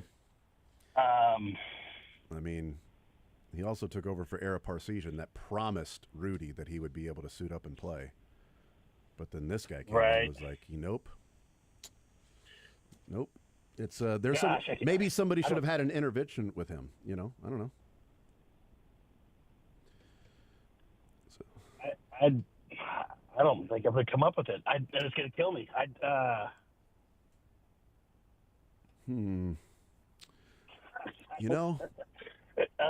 He's like one of the greatest coaches in Tiger history. It can also be, embarrassed to say I can't. Maybe it was something that was like sent from God. It's just the God stepped in. It was this kind of intervention. Okay, that's too easy of a clue, I guess. Dan Devine. All right, there you go. Yeah, he got it. I'm Sterling surprised Faroe wasn't on there. The creator of the split T formation. Yeah, well, who the field's named after. I thought Faroe would have been on there at some point. If he split the atom, then we'd be talking, but he didn't. Yeah. Over to leisure with Sterling. I think he already got it, didn't he? No, he didn't get Chile. No, that was the first one. Yeah, riddles, history/geography, or name that band. History, geography. All right. The Constitution of the United States of America established the 3 branches of government. True. That's true. What are they? Executive, judicial, and legislative. There we go. Job. Nice. Nice job. We'll put you on hold, John, and get your information. Congratulations, sir. Well done. 913-381-0810. A couple of contestants on hold. If you're on hold, we'll get right to you on the other side of the break. We do need to break. 913-381-0810. Playing sports or leisure, $25. Johnny's Tavern. We're giving away more Zone next.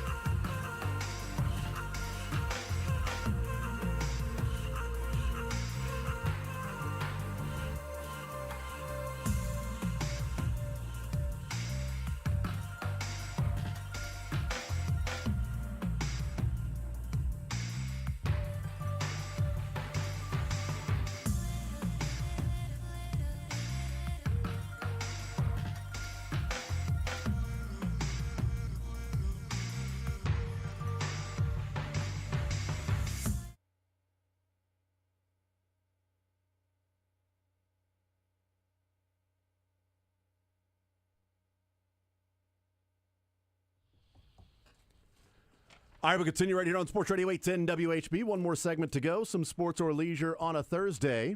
$25 to Johnny Savern we give away for the winners, getting a sports question and a leisure question right.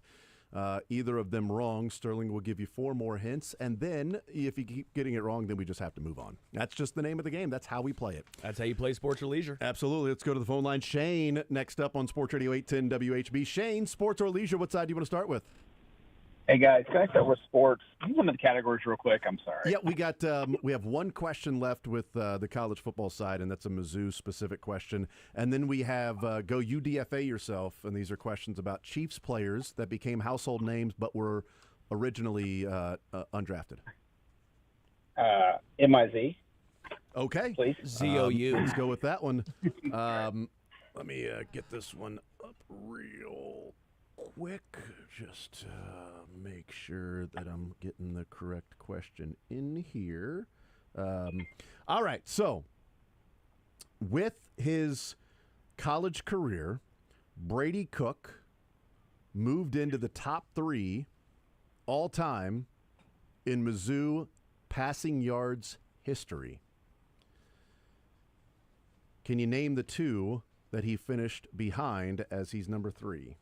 In passing yards. He needed 2,000 yards passing to move into top 3, and he did. So who was ahead of him, number 1 and 2, in passing yards in Mizzou history? So 2 come to mind right off the top. I would think probably Chase Daniels, number 1, is my guess. Chance McDanielson, number 1. Yep, Chance McDanielson is number 1. And second guy played for a while, ran a lot, I think. The one I'm thinking of, he had a lot of rushing yards. He had a lot of rushing yards, but it didn't result in a lot of passing yards. Okay, so it's not that guy. Well, actually, it did result in a lot of passing yards. Just he's now behind Brady Cook. He passed Brad Smith. Yes, right. Yeah, right. he passed Brad Smith. He passed Okay, Brad. I was thinking. The other one was, a prolific passer. Yeah. And, Yeah, and once you said that, I kind of feel dumb for forgetting him back because I loved his celebrations. A lot of people probably it's annoying, but I love this guy. Let me just say this real quick before I say his name. I've been telling people for years, and I love this guy. I wish for some reason Andy Reid would sign him to be Patrick's backup. I agree with that. I agree with that. Concur. Drew Lock, right? Drew Lock is correct. 1, Chance McDanielson, and number 2, Drew Lock. Over to leisure with Sterling. Yeah. Riddles, history/geography, or name that band. And if you did not know, the example is, I'm going to say Blue Cold Jalapenos.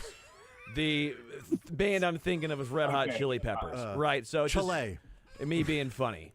Not funny, me being a dumbass. Red Hot Chili Peppers. Well, I loved your music category, so I did want to do the band. Let's do the band, please. Okay. We'll go with Stopped Boulders. Stopped Boulders. Antonym, synonym. All right. Going Pebbles? Stopped Boulders. Running. I'm going to feel like a moron if I can get to try it. You're going to get this. I know you are. I believe in you. Stopped. 2 words. Stopped Boulders. Yes, 2 words. 2 words. Stopped Boulders. Don't give the answer away because you're giving your answers out loud, Jason. Stopped Boulders. Stopped is an antonym, and then Boulders is a synonym. I just said sounds like. He said so 2 antonym words. is an opposite. Is that correct? Correct. Remember that right? Yes. Okay. Stopped would mean running or walking. Yeah, I don't know. You're getting close. Wow. You're getting close. Do you know the answer? Boulders, synonym's going to be a similar thing. Yes. Yeah, there aren't many bands in the history of music that are bigger than this band. Yeah. This is pretty big. Oh my gosh! Thank you, guys. You're a good man, Drake. You're a good man. I think I got this. Would it be Rolling Stones? The Rolling Stones. Yeah, the nice. Stopped Boulders. Stopped Boulders. Wow. That was stumping me, the stop part. I don't know. I don't why. know that is Boulder and Stone, are those They're kind of synonyms. I feel like rocks or pebbles, like stopped pebbles might be. I feel I like like Stone boulders. I don't know. I like that boulder. That's a nice boulder. All right, we'll put you on hold, Shane, and get your information. Congratulations, sir. Thank you, guys. Yep, you too. All right, real quick, Joel, sports or leisure, what side do you want to start with? I'll go leisure with the band. All right, gotta be quick. Swords and daisies. What was the first word? Swords. Oh, yeah, it's another weapon and another flower. Yeah. Guns N' Roses. Guns N' Roses. Nice job. All right, on to the sports side. Let's go UDFA yourself. Let's see. This guy was undrafted, came over from the Ravens, actually, as a free agent, but undrafted with the Ravens, and he was one hell of a running back for the Chiefs for a few years before getting injured by Sean Merriman. What's the running back's name? Priest Holmes. There you go. Nice job. Put you on hold to get your information. Congratulations, sir. It's just that easy and that quick. Huh? We did it. We had to get out quickly. I gave the easiest one, swords and daisies. And I gave the easiest one, too. I like it, though. Without going through the spiel. If I were a band, I might start saying the mute domes. Mute domes. Illumini. Mike. I would say, are there any questions you didn't get answers to? But, obviously, everyone was answered eventually correctly. Everyone was a winner. Eventually correctly. I don't know what Mick's alluding to when he says these things. It's odd. I'm These not sure. are difficult questions that we are very much a stickler on. I feel like he just makes things up that are just not related to the show whatsoever. It's so weird. It's a Friday. Chiefs wrap up their preseason tomorrow, so we will talk about that on a Friday. We'll take a 20-hour break is what we'll do. Sounds good. 20-hour break? Fact.